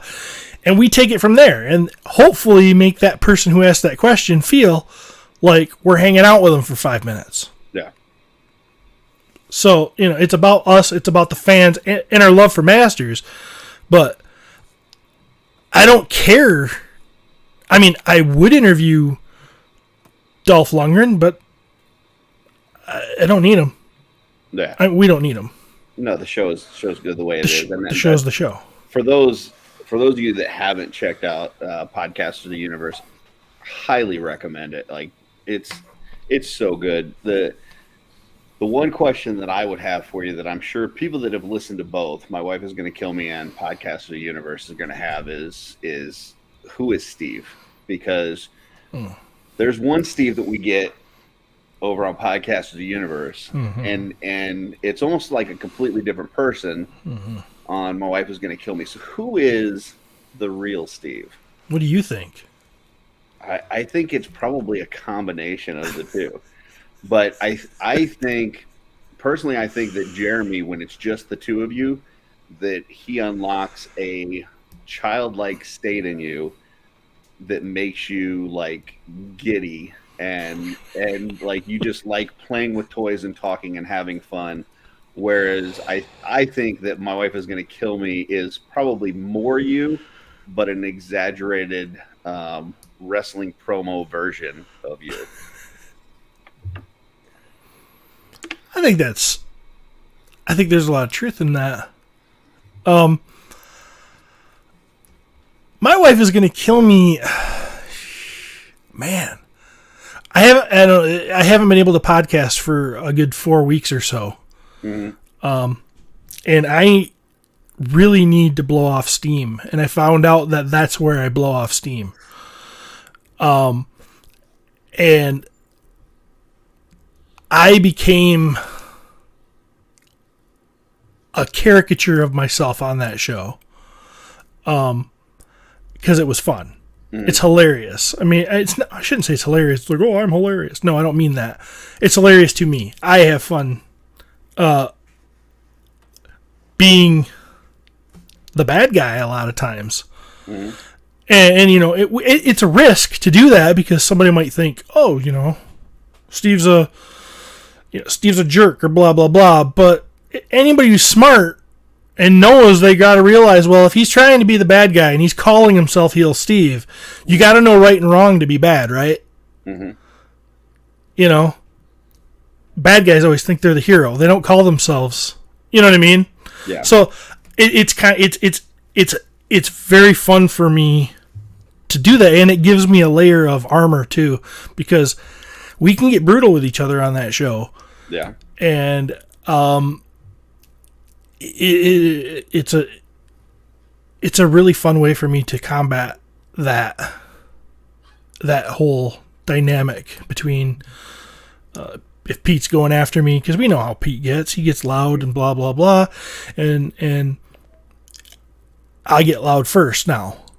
And well, I think, you know, Travis mentioned today about the rant that you went on with calling Pete the Ultimate Warrior, which to this day is the funniest thing I've ever heard in my life.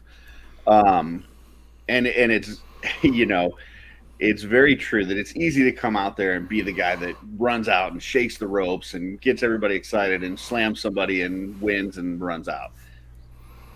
But what makes it, when I was watching wrestling, what makes wrestling exciting is when you have a good bad guy, when you have somebody to play off of and to really sell and, you know, take the bumps. And that is you. On the show, that's you. Like, if there's somebody that's going to, if there's somebody that's going to poke fun of himself or have somebody poke fun of in order to create some content and have some fun on the show, it's typically at your expense. Oh yeah, and that's by I'm, and I love it. Yeah. I love going through the process where I'm doing something and it all turns. It happened today in the show. It all turns around on I'm telling everybody how much of a alpha I am or whatever, and they're saying, "It sounds to me like you're being a bitch because you're doing laundry and you know that's the ultimate payoff. That's it. It's like, yeah, we did it. And hopefully people are enjoying that. Or like you're talking about, you know, the guy wearing the Harley Davidson gear and, you know, supporting that brand and all this and that. But then when it pointed out that you do the same thing for Mythic Legion, it's like, well, yeah, but that's different. Nothing's funnier than a hypocrite. Right. When Travis is literally gesturing at the logo on his shirt. Well, it won't go below my belly button, and he looks down and just... yeah. I mean, that's... Yeah, the best guys. I mean, I love wrestlers, bad guy wrestlers that when they're on top, they're kicking butt. And when they're on top, they're kicking butt. Ric Flair used to do this all the time, and I think it's so hilarious. He's so tough when he's on top, and he's got the momentum. But the second the other guy gets the momentum, he's down on his knees saying, don't hurt me, don't hurt me. And it makes me crack up every single time. He shows his cowardice. And I'm like, that's the guy I want to be. I want to be that guy that's doing that. He does the thing where they throw him into the ropes and he flips over all dramatic. Like nobody would actually flip over the corner like that. Yeah. But it's just hilarious and yeah. And I've been like this since I don't know if I probably told the story around. I've been like this since high school where so I was arguably the strongest kid in the weight room. But my best friend was really strong too. I mean, like right there. We were right neck and neck. Both of us wrestling fans. We decided that we were going to have a competition to settle it once and for all who's the best, who's the strongest. We're going to have a bench press competition at lunch, and the football coach who ran the rest, he was kind of in on it. I think he thought it was funny. And we were going to do, it was a date set that I'm going to go in there and we're going to see who the strongest guy is. Mm-hmm. So I show up to school on the day after I've talked crap all the time about how I'm going to win. I walk into school with a neck brace.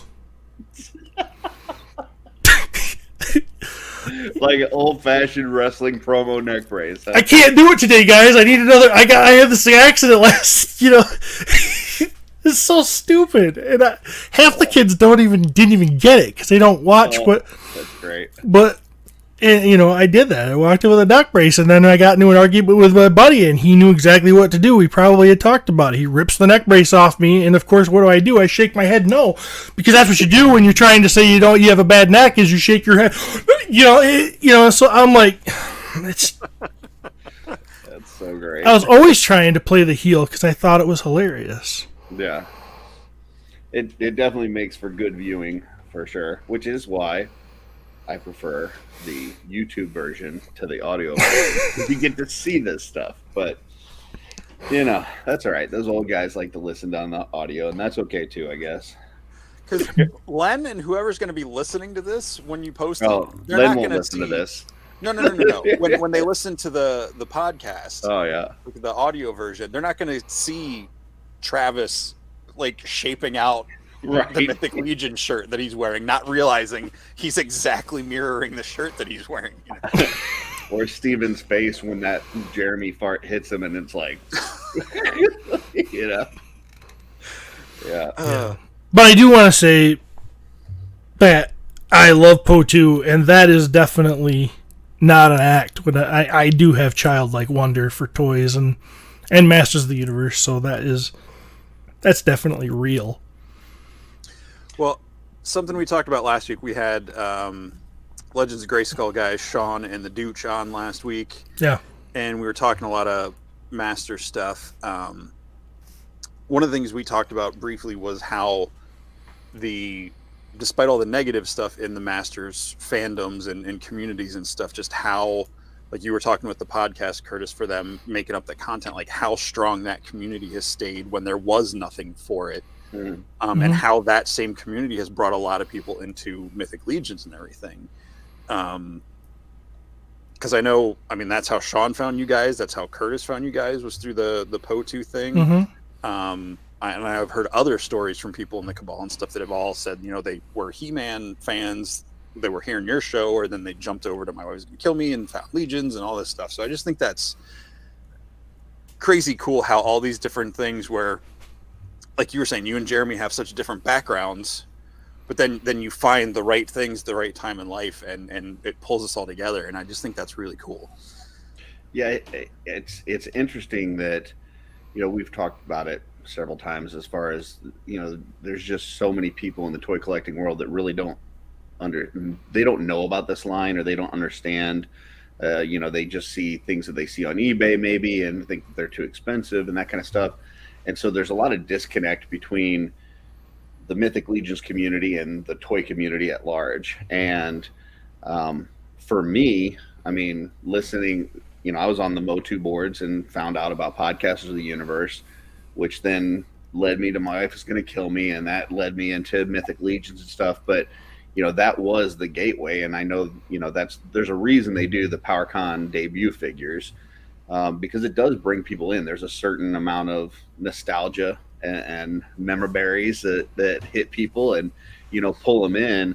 But if it wasn't for stuff like Podcasters of the Universe that was going, like you said, when there was no content out there, maybe some of us wouldn't be here. So yeah, really appreciate that, Stephen, because on top of it, leading to me where I am now, it's just a great show. Like, anybody that just wants to have fun and if you like Masters of the Universe, you just want to have fun for an hour or two, it's just a great show for sure. Thanks very much. We're just glad that people listen to it. Absolutely. It's a lot more fun when we know there's somebody listening on the other end sometimes. Can I throw a hot seat question at you? Yeah. since we're talking Motu, we did this with the guys last week, and they had time to prepare. If you could fan cast, you've probably done this, and I haven't seen it.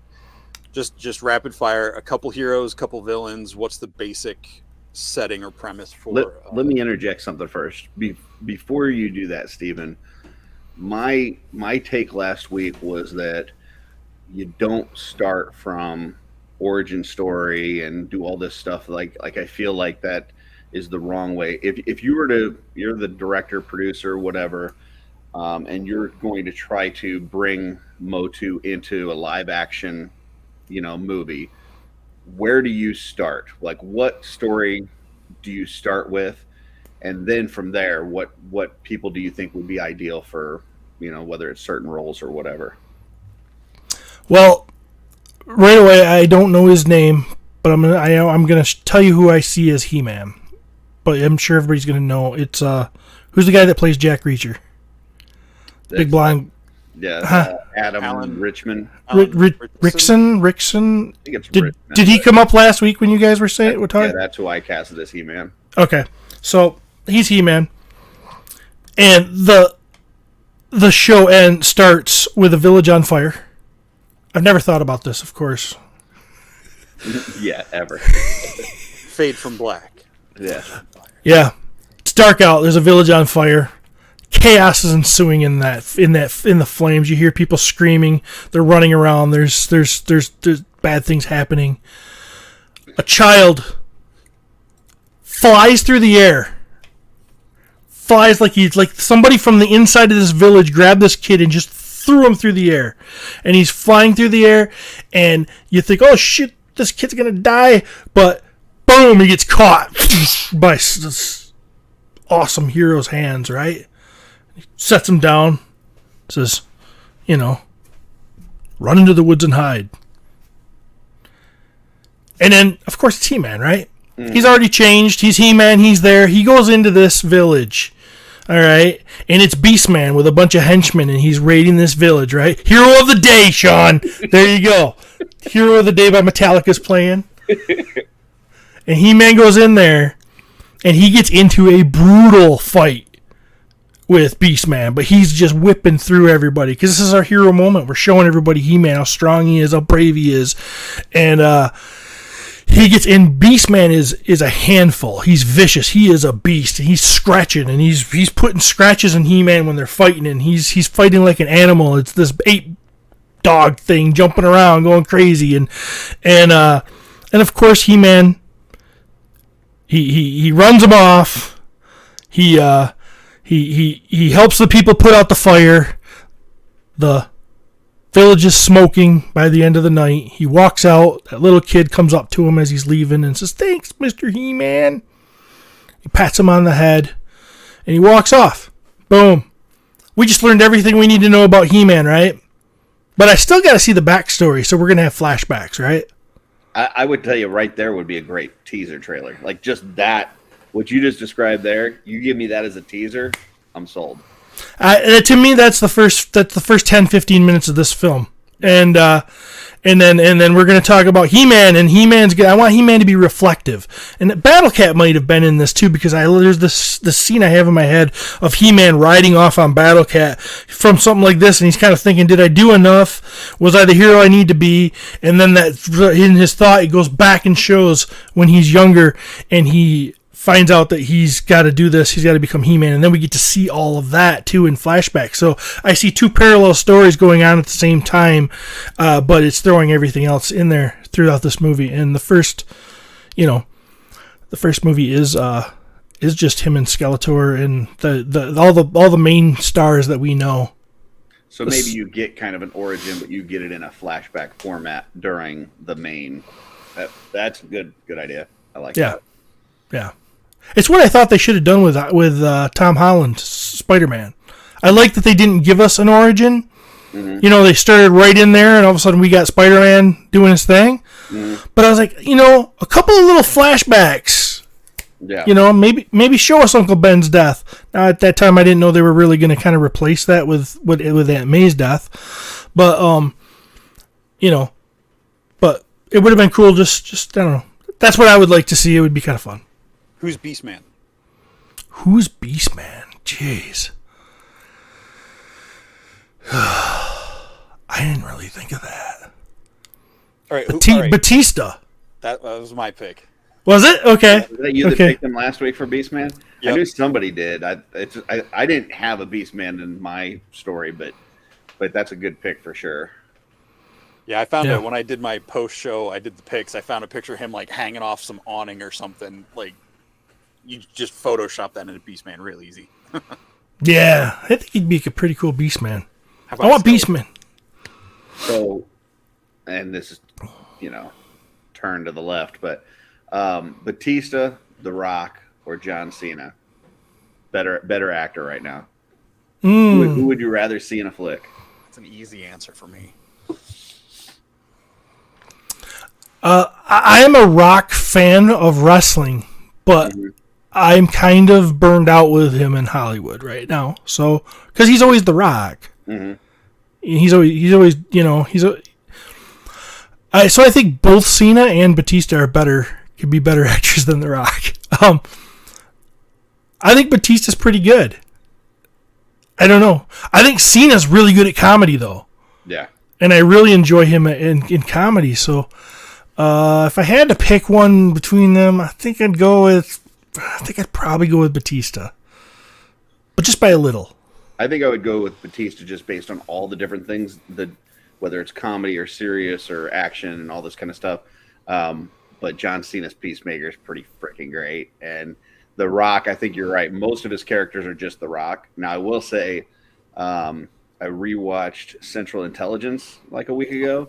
And in that one, he plays kind of this like really ditzy idiot kind of guy that he's, CIA, but he's also like this comic book nerd. And so it's a different take for him. And that one, I think he did a really good job. But I would say overall, probably Batista, but that Peacemaker, John Cena, is pretty good. What do you got, Jesse?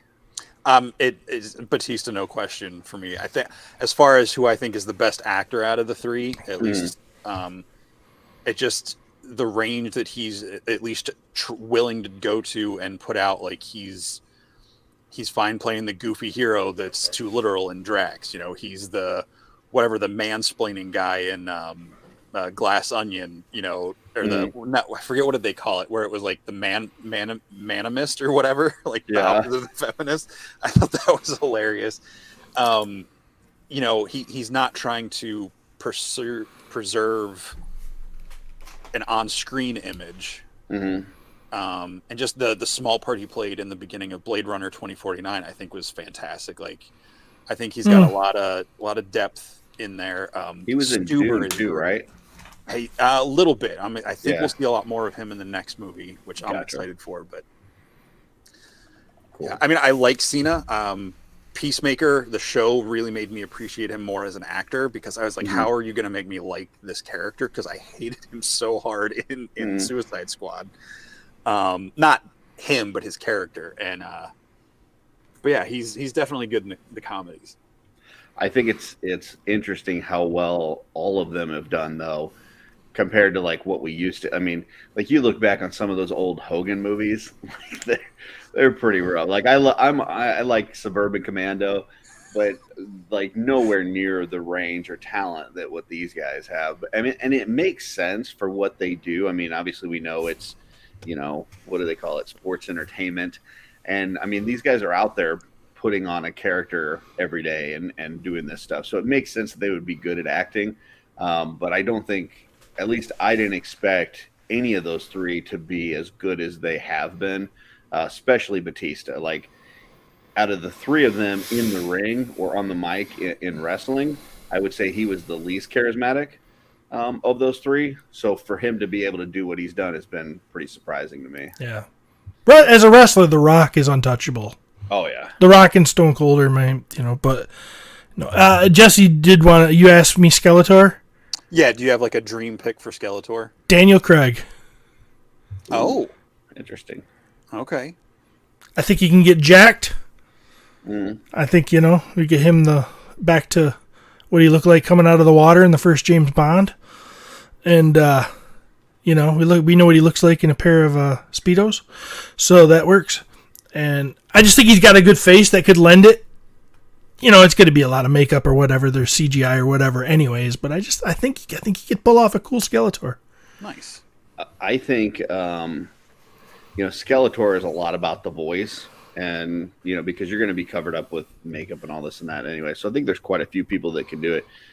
If you were going to do something that wasn't, let's say you were doing another cartoon, Revelation series, whatever, and you were going to do the voices, I think the best He-Man I've ever heard is yours that you do when you're reading the mini. Like, your He-Man is so, it's just like deep and, I don't know, it's just very heroic to me. I think my pretend He-Man is a little over the top. Yeah, that's why I love it. That's why I love it. I always wanted. It was kind of like when we started doing that. I was like, I want to be like He-Man meets William Shatner. Yeah. That was kind of like. But yeah. Well, thank you. I'm glad people haven't heard it. Can you give us just a little bit of He-Man for the group? I feel stupid. It's really my wife makes me feel subconscious because she says it's not any different from my regular talking voice. Oh no, it is. It is. And she's always like, "You sound the same," and I'm like, "I do," because I try. I don't know, He-Man.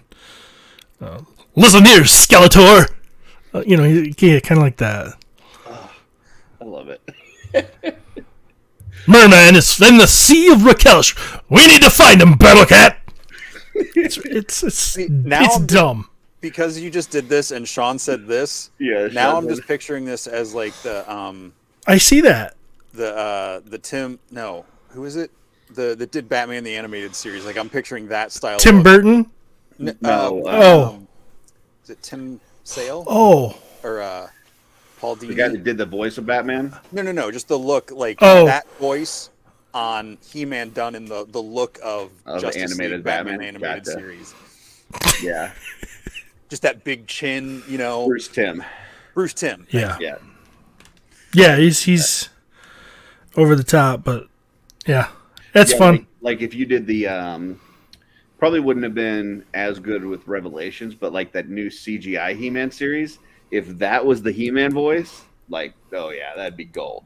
Like you got this, the anime style big chested, barrel chested He-Man, and then he comes out with that voice. Yeah. I mean, and I think they kept the kid's voice for when he's big, didn't they? Kinda. A little bit, yeah. It's a little different, but yeah. Steven sounds like the '80s record book. Yeah. I wish. I love that '80s record book. All of them. Yeah. Oh man. I was never like. I think when I started getting the characters and the little mini comics came with it, I never read those, but the golden books, I love those golden books. Like, they're the best. They're fun. I loved all that stuff. Yeah. So, Mythic Legions. So, Four Horsemen, obviously, you were collecting classics, loved their sculpts, and they get ready to launch a new line. And tell us what you think. I know there was a whole thing with you and Travis, and you guys were going to kind of go together in on the first wave, but tell us, like, how do you hear about Mythic Legions for the first time?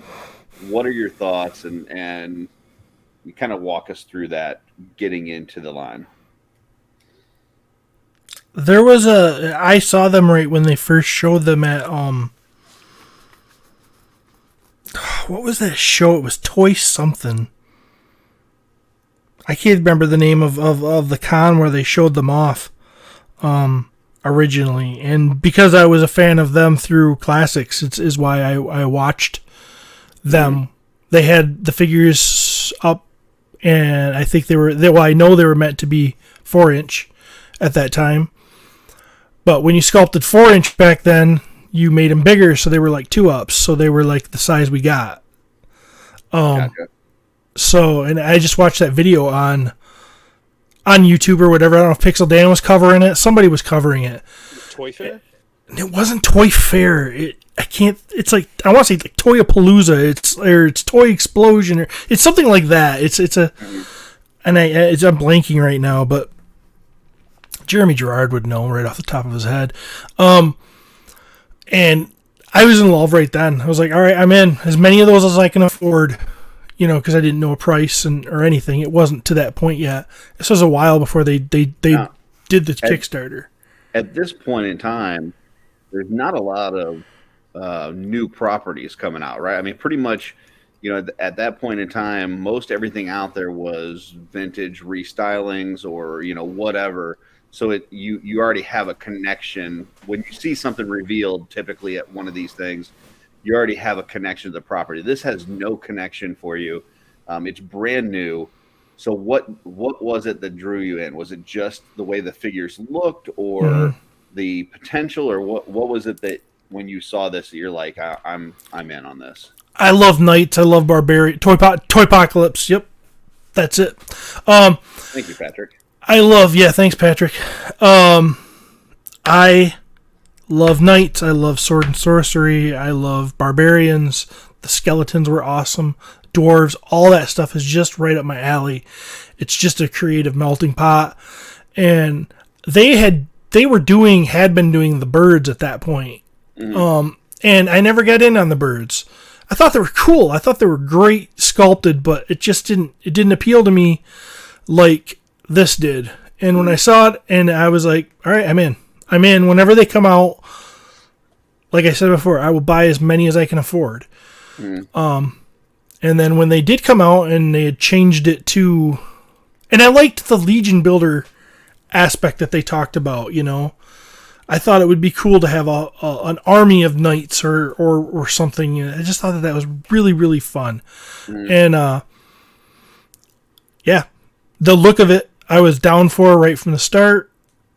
And then when they switched it to a 6-inch or 7-inch figure, whatever you want to call it, that even made it more something I loved. See, I never heard about it before it launched. I never heard anything about it. I mean, by the time I even heard Mythic Legion for the first time, I mean, they were already, a couple years into this.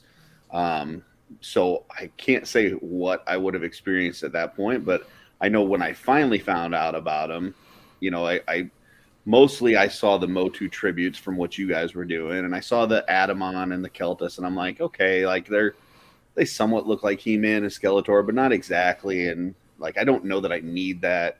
And then as it got on, and I saw other ones, and then the Lord Dragul was the one that drew me in, and I was talking to you about it, and you sent me that one. But even when I first got into the line, I was like, there's like a lot of stuff. And I'm like, man, I can't get all of it. Maybe I'll just get like the orcs and the vampires. And then, but I'm not going to get any of the skeletons or dwarfs. And then it's like, okay, well, maybe I'll get like one skeleton. And then you get in and like, this is pretty awesome. I'm going to have to get a few of these. But I'm definitely not getting any dwarves. And then you get a dwarf and you're like, man, this is sturdy and cool and, bulky, so for me, it was like this slow roll, but for you're saying like you loved it all, like everything that you saw, you were just in. I mean, there were things that I liked better than others, but I liked it all. And so when it hit the Kickstarter, me and Travis were like, let's get it all in and split it. And he was like, well, how are we going to do that? And I'm like, well, we'll flip a coin to who gets first pick. And then we just alternate. You pick one, I pick one. You pick one, I pick one until they're all gone. And that's kind of what we planned on doing. Until late in the game, shortly before the Kickstarter closed, Travis goes, yeah, I can't give any of these to you. I'm going to get it all in for myself because I need them all. Yeah. And I was like, oh, well, that ruins my plan because now I got to come up with $1,000 or $1,100 or I don't remember what it was. Might have been $1,200 to go all in back then. I don't remember. It was a lot for me all at once. And that would be a lot today. That's a lot, period. Yeah, that would be a lot today, and we know how great the quality is. I mean, because we've talked about it before that when you see a Mythic Legion figure shown as a prototype, a new wave that's coming out, and then you finally get the final product, it's as good, if not better, than Yeah. what they showed you initially. But a lot of Yeah. lines aren't like that. No. So you guys are committing to throwing that much money towards a line with no nostalgic attachment, Yep. nothing that you've seen physically in hand yet, and you're just looking at it going, these are cool, and I've got to have them. Like that's a huge commitment. But the Horseman's name was also something to be said for me at that point. I mean, seeing what they produced, and even though I didn't own any of the birds, Travis did. I'd played with them, you know. So that was for me that was also a little bit of security. Mm-hmm. But still, you're right. You're still taking kind of a leap of faith.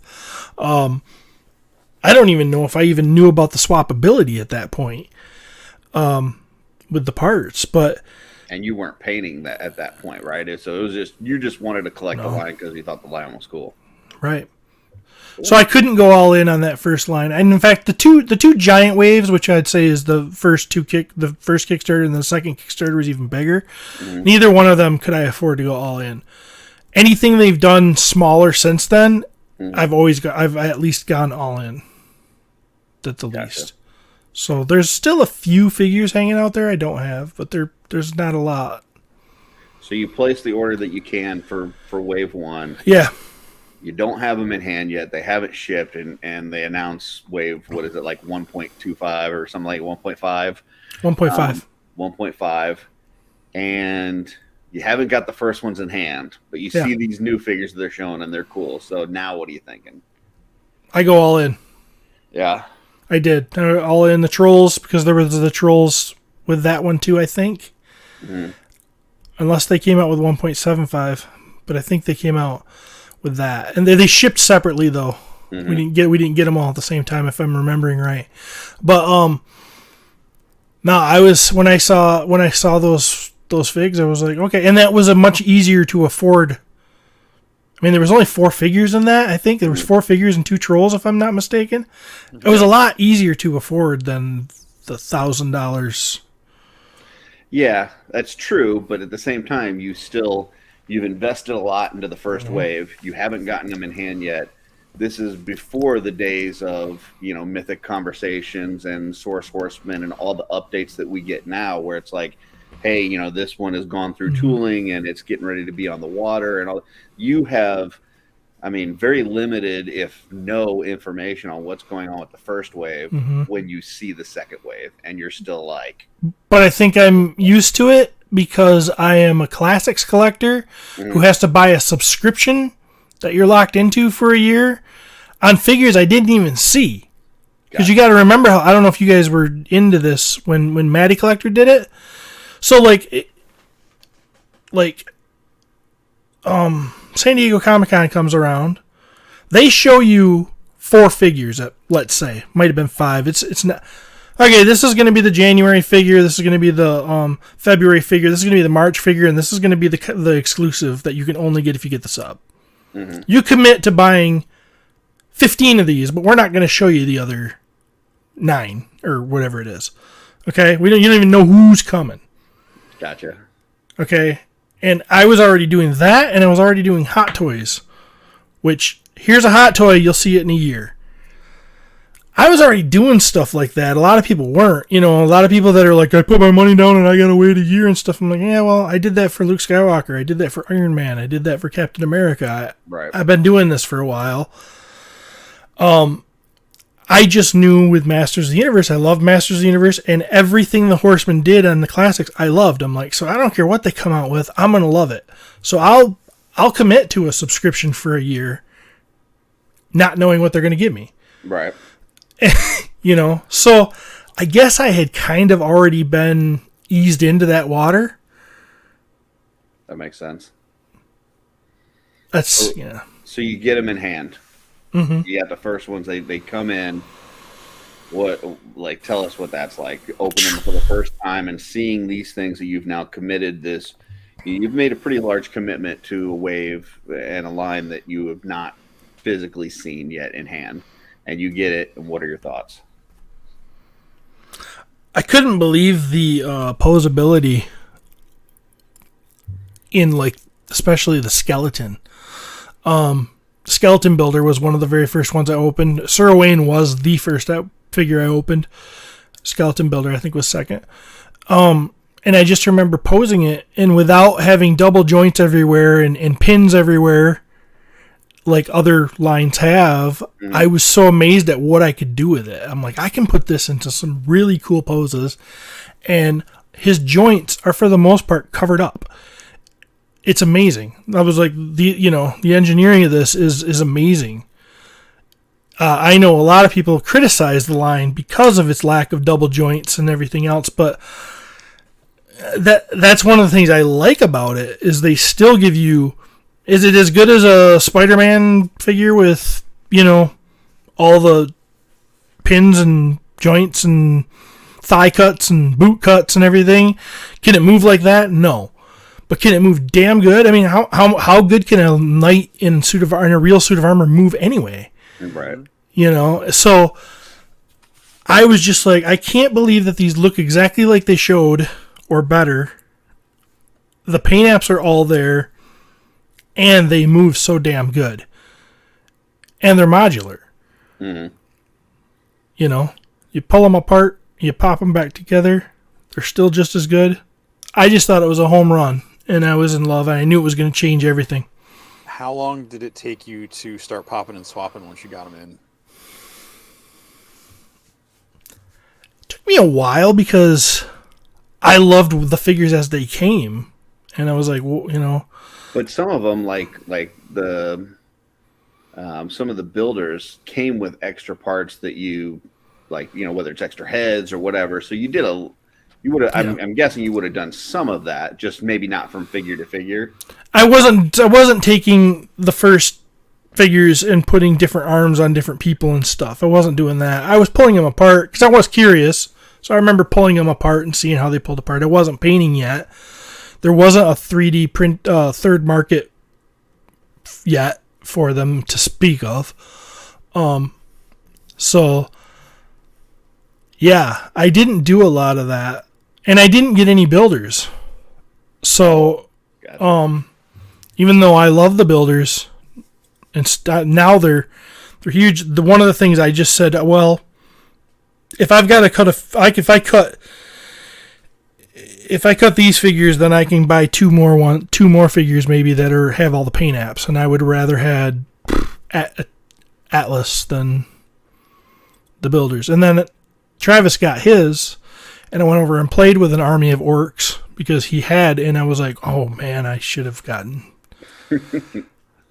builders. So cool. No, I fell in love, and I've been in love ever since. And it's only gotten better. Now with the 3D companies and all the fun I can do. I mean, I say I don't keep a lot of customs. I don't keep a lot of the paints the parts I paint. But I love making them and putting them together and seeing how they look and everything. I mean, it's a lot of fun. It is the creative outlet for me. So if you were to go back and talk to that Steven that placed that initial order and tell him that not only were you going to love this line and end up painting and customizing this line, but that they were going to eventually make a figure of you, would you have believed yourself? I don't know. I don't think so. I mean, if it was physically me, first thing I'd say is, damn, you've gotten fat. And then I'd be like, so time travel's possible? What about the space-time continuum? Are we wrecking something right now? I think it's your mom, you're good. Honestly, I guess if you look at all that stuff, I guess getting a figure made of me is the easiest thing to believe. Gotcha. See, I'm talking to my future. No, but I realize what you're saying. I never would have thought that was going to happen. Never in a million years. Well, and not only that, but I got to see it firsthand at Legion's Cons, but you guys were like superstars there. I mean, it's, people are coming over and trying to get your guys autographs on pictures and figures and everything else. Like, you guys have become so ingrained into this line that, it's like, you're after the Four Horsemen. It's like Four Horsemen, then my wife is going to kill me. So how have you guys built that relationship, and where did that come from, where you got connected with the studio? Well, that was cool at Legion's Con, and a lot of people did want autographs and everything, but not everybody likes us. You got to remember, there's some people out there that don't like us. I like to think they're in the minority, but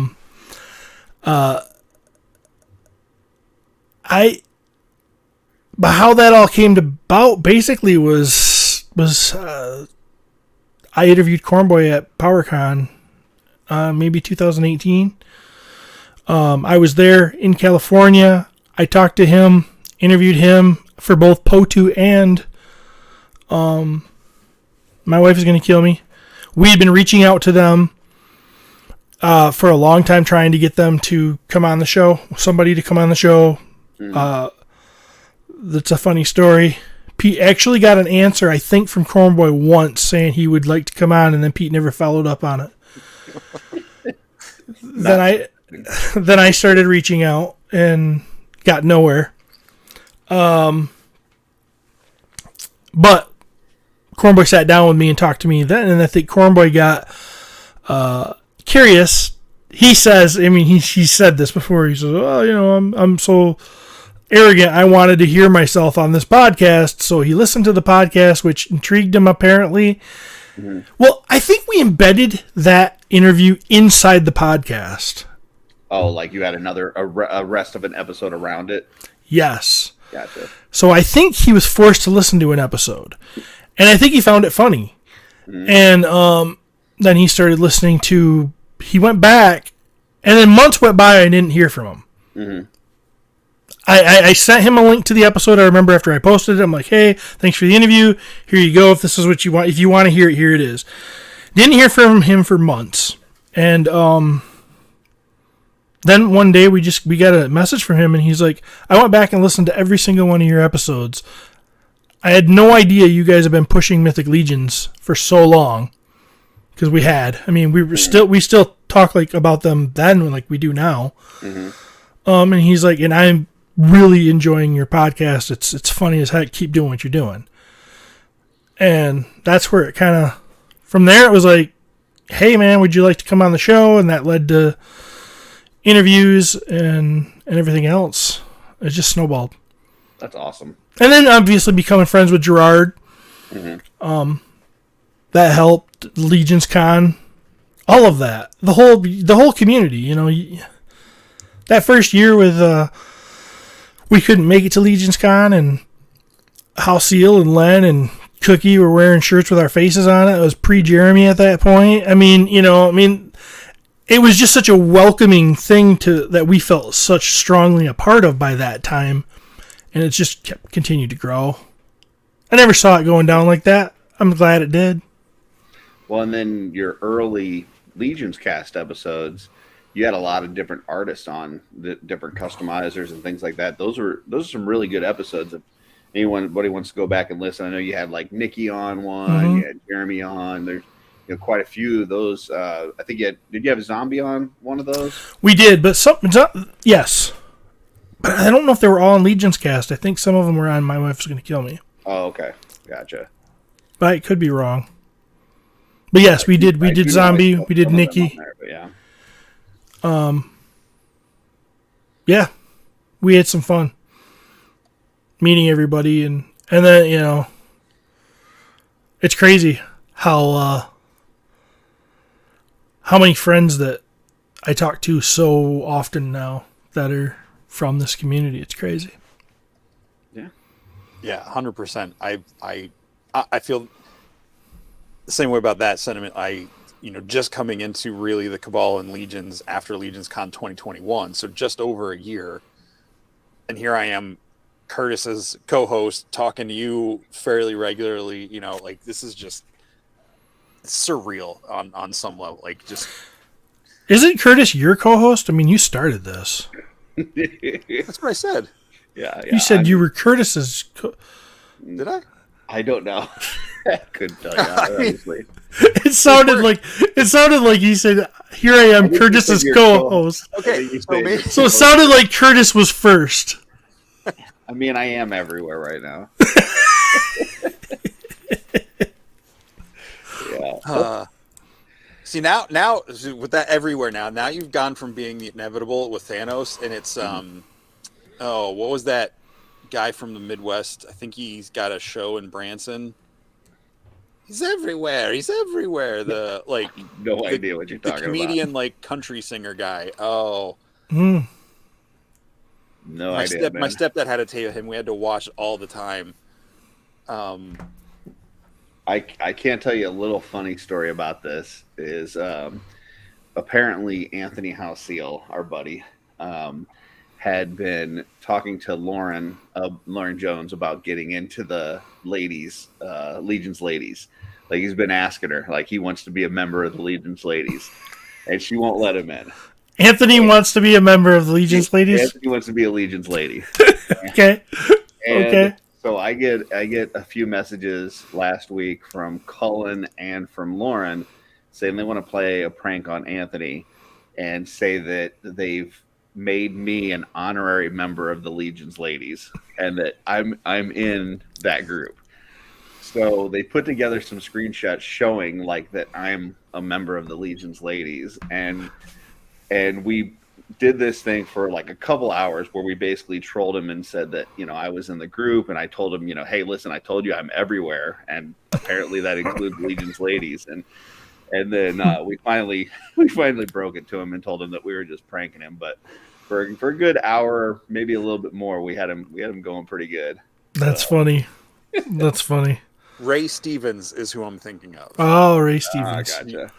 It was a Santa Claus song, and like it's like Santa Claus is watching you. Yeah, and there was like a sub line where he'd be like, "He's everywhere. He's everywhere." Nice. Yeah. Well, you did go on a circuit for a while there, Curtis. I did. I was. I don't know.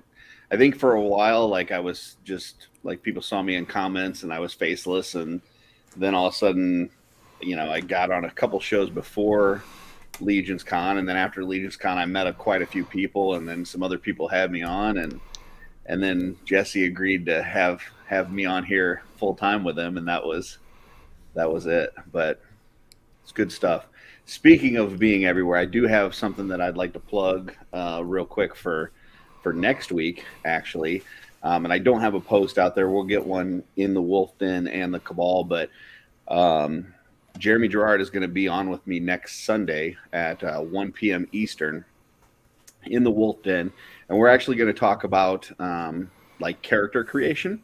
He's going to go through some questions and different things that he goes through when he's creating a character for a custom, as well as what they use in the studio when they're making new characters. So I think it's going to be a really neat little show, you know, kind of help people get some ideas, maybe unlock some creativity in their brain on, you know, how to put this stuff together. So look for that. Like I said, we'll get announcement out in the Cabal and in the Wolf Den, but that'll be next Sunday.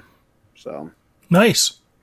What about you guys? You guys got anything? I know, Jesse, you got your Mythic Minutes series you've been doing. You've gone through a couple different races. Do you have another one coming up this Thursday? Yep, I didn't post anything for it yet, but I think I'm going to be doing demons this week. Maybe since the races are getting smaller with the number of figures in them, I might mix a couple smaller ones together. But yeah, cool. Yeah, any other shows? I know you've done some stuff with Oz lately and doing that where you're kind of teaching people about Mythic Legions. You got anything like that coming up too, or is that it? I don't know. I can't remember. I think we locked a date down for February for the next Legions class with those guys. Again, we're kind of going through a little more in depth with the races and the figures and that than the Mythic Minute is. But yeah, that's a great show. That's a fun community. All those YouTube guys, Oz and Scalevator and all that crew. And Eldor, Mr. Masterversal over here in the comments is part of it. But yeah, other than that, you know, there's some things I want to do with Just Shelve It beyond this Sunday show, but we'll see what happens as the year shapes up. All right, sounds good. What about you, Steven? I know you were off for a few weeks from My Wife Is Going to Kill Me. You did have a few Podcasts of Universe episodes that came up. You guys just had your character creation contest that was a lot of fun. You want to talk about that or anything else you may have going on? No, I mean, we did, me and Len we'll have a Legions cast episode for people out soon, when I get a chance to edit it, and, I'm glad to hopefully be back in the routine of doing My Wife's Gonna Kill Me weekly, so I don't have to do 4-hour shows, and, now just, Podcasters of the Universe is going to get recorded this weekend. Come to MesquiCon, people, if you're a Mythic Legions fan, or a My Wife's Gonna Kill Me fan, a Horseman fan, a Curtis fan, Eric Miller fan. I'm probably forgetting somebody that's really important, but it's late. So yeah, come to MesquiCon. Go to ZoloCon and Wolf King. Oh, we'll be showing some great parts from Wolf King that are I've got in my hands today that I'll be getting painted, and so yeah, if you're into that. Yeah, I think Len said he's got some parts dropping on Friday as well, so be on the lookout for that. I know he does his little Len Live, I think he calls it, on Fridays, so be looking for that. But, how cool was that character contest that you guys did on Bushotee? Like, just the amount of creativity that your fans came up with for these different characters that you saw. It's crazy that, we get that many entries for one, that many cool entries for two. It's pretty wild, I mean, I don't think anybody, I don't know if any other podcast has ever done their own create a character contest, but I'm proud of of it, because we have listeners that really took time and really put a lot of effort into that. And I thought that the winners, they were just cool. So, it's a lot of work to do that content, and luckily I don't do any of it. I have my say in the judging, but, I like how you bring in Matthew Rodriguez so he can take the heat for any of the final decisions. So Of course. Matthew, he just wants some attention. Speaking of Matthew, got a lot of attention at Legions Con for his new line. Oh yeah. Any new information that you've heard on that as far as how that's going, or? I don't have any new information to tell, but I can tell you that seeing those figures in person, I really hope we get them. I really hope they get made, and because they're really cool. Those dinosaurs will have a booth at MesquiCon with his figures and stuff. I don't know, but I would guess. I would say it's pretty likely that he will. For those of you that don't know what we're talking about, Matt's Defenders of Eden line that he's actually working with the Four Horsemen Studios on, creating the sculpts for him. Basically, Defenders of Eden has a lot of different characters, but the one that they're starting with are these, I guess you would call them dinosaur... humanoid dinosaurs. Yeah, characters. And I think there's one named character, and then the rest I think are Legion builders, and really cool. If you haven't seen it, take a look. Just Google Defenders of Eden. But the figures so far, what I've seen, have looked pretty spectacular. So I think the comic is Defenders of Eden. I think the line, at least the first wave, is called the Armies of Ashmore. Yep. That's true. They're part of the Defenders of Eden story, and there is a comic book if you're interested as well. I think it's 3 issues in. Yep. So yeah, it'd be cool if he's got something at MesquiCon for those of you that are going, check it out. But yeah, good stuff there too. I can't imagine him having those prototypes and not wanting to show them. So yeah. Okay. I remember him saying he was hoping to announce a Kickstarter in the beginning part of this year. Everybody's definition of beginning of the year is different. So yeah, keep your eyes open from, was it Ideas from Mars? I think is the official. Yeah. Yep. Good stuff. All right. Anything else you guys want to talk about? No, sir. we're at past the 2 hour mark, so I think we're We at are. a good kind of wrap it up point. So Absolutely. Stephen, thank you very much for spending some more time on your Sunday after already putting in the epic Herculean amount of time on your show this morning. Yeah. Really appreciate it. It was a lot of fun talking with you. Yeah, thanks for having me. It was fun. yeah, It's a lot of deep conversation I don't get to have a lot of times. So, the guys I co-host your podcast with they're not too sharp, and Well, that's why I started this out before Curtis came on as a full-time co-host. My goal was to like work through all four of you because like I know you all have very different perspectives, and I wanted to get you alone without the dynamic of the group and just let you kind of talk about stuff that maybe you don't get to get into as much. So yeah, it was fun. Yeah. Thanks. Before we sign off, Jesse, do you want to promote next week's show? Yes. Real quick, let's bring up next week. We've got a YouTube power couple, Dwayne and Stevie Simmons. They are Destination Stone. They were at Legion's Con this year. You probably saw Dwayne walking around with his Viking helmet on Saturday. Poor guy was probably dying in there. It was so hot. But they have Destination Stone as their YouTube channel. They do a lot of toy hunt videos and stuff, but they'll be on next Sunday night at 9:00 with Curtis and I. It'll be fun. Cool. Alrighty. Well, everybody, thanks for Stephen. If you hang on 1 second, you know how this works. I'll bounce you out. We'll run the outro, and we'll wrap up with you here in a minute. Yep. All right. Bye. Bye. Yeah. Curtis, anything last you want to say before I roll the video? No, I think this was a really fun show. I like the way that we're progressing. The segment at the beginning I thought went well. So yeah, it's been fun. Absolutely. All right, you get ready to hit that end broadcast because this is a short roll credits. Thank you all for joining us. Catch you next time. And as always, what's on your shelf? See you, everybody.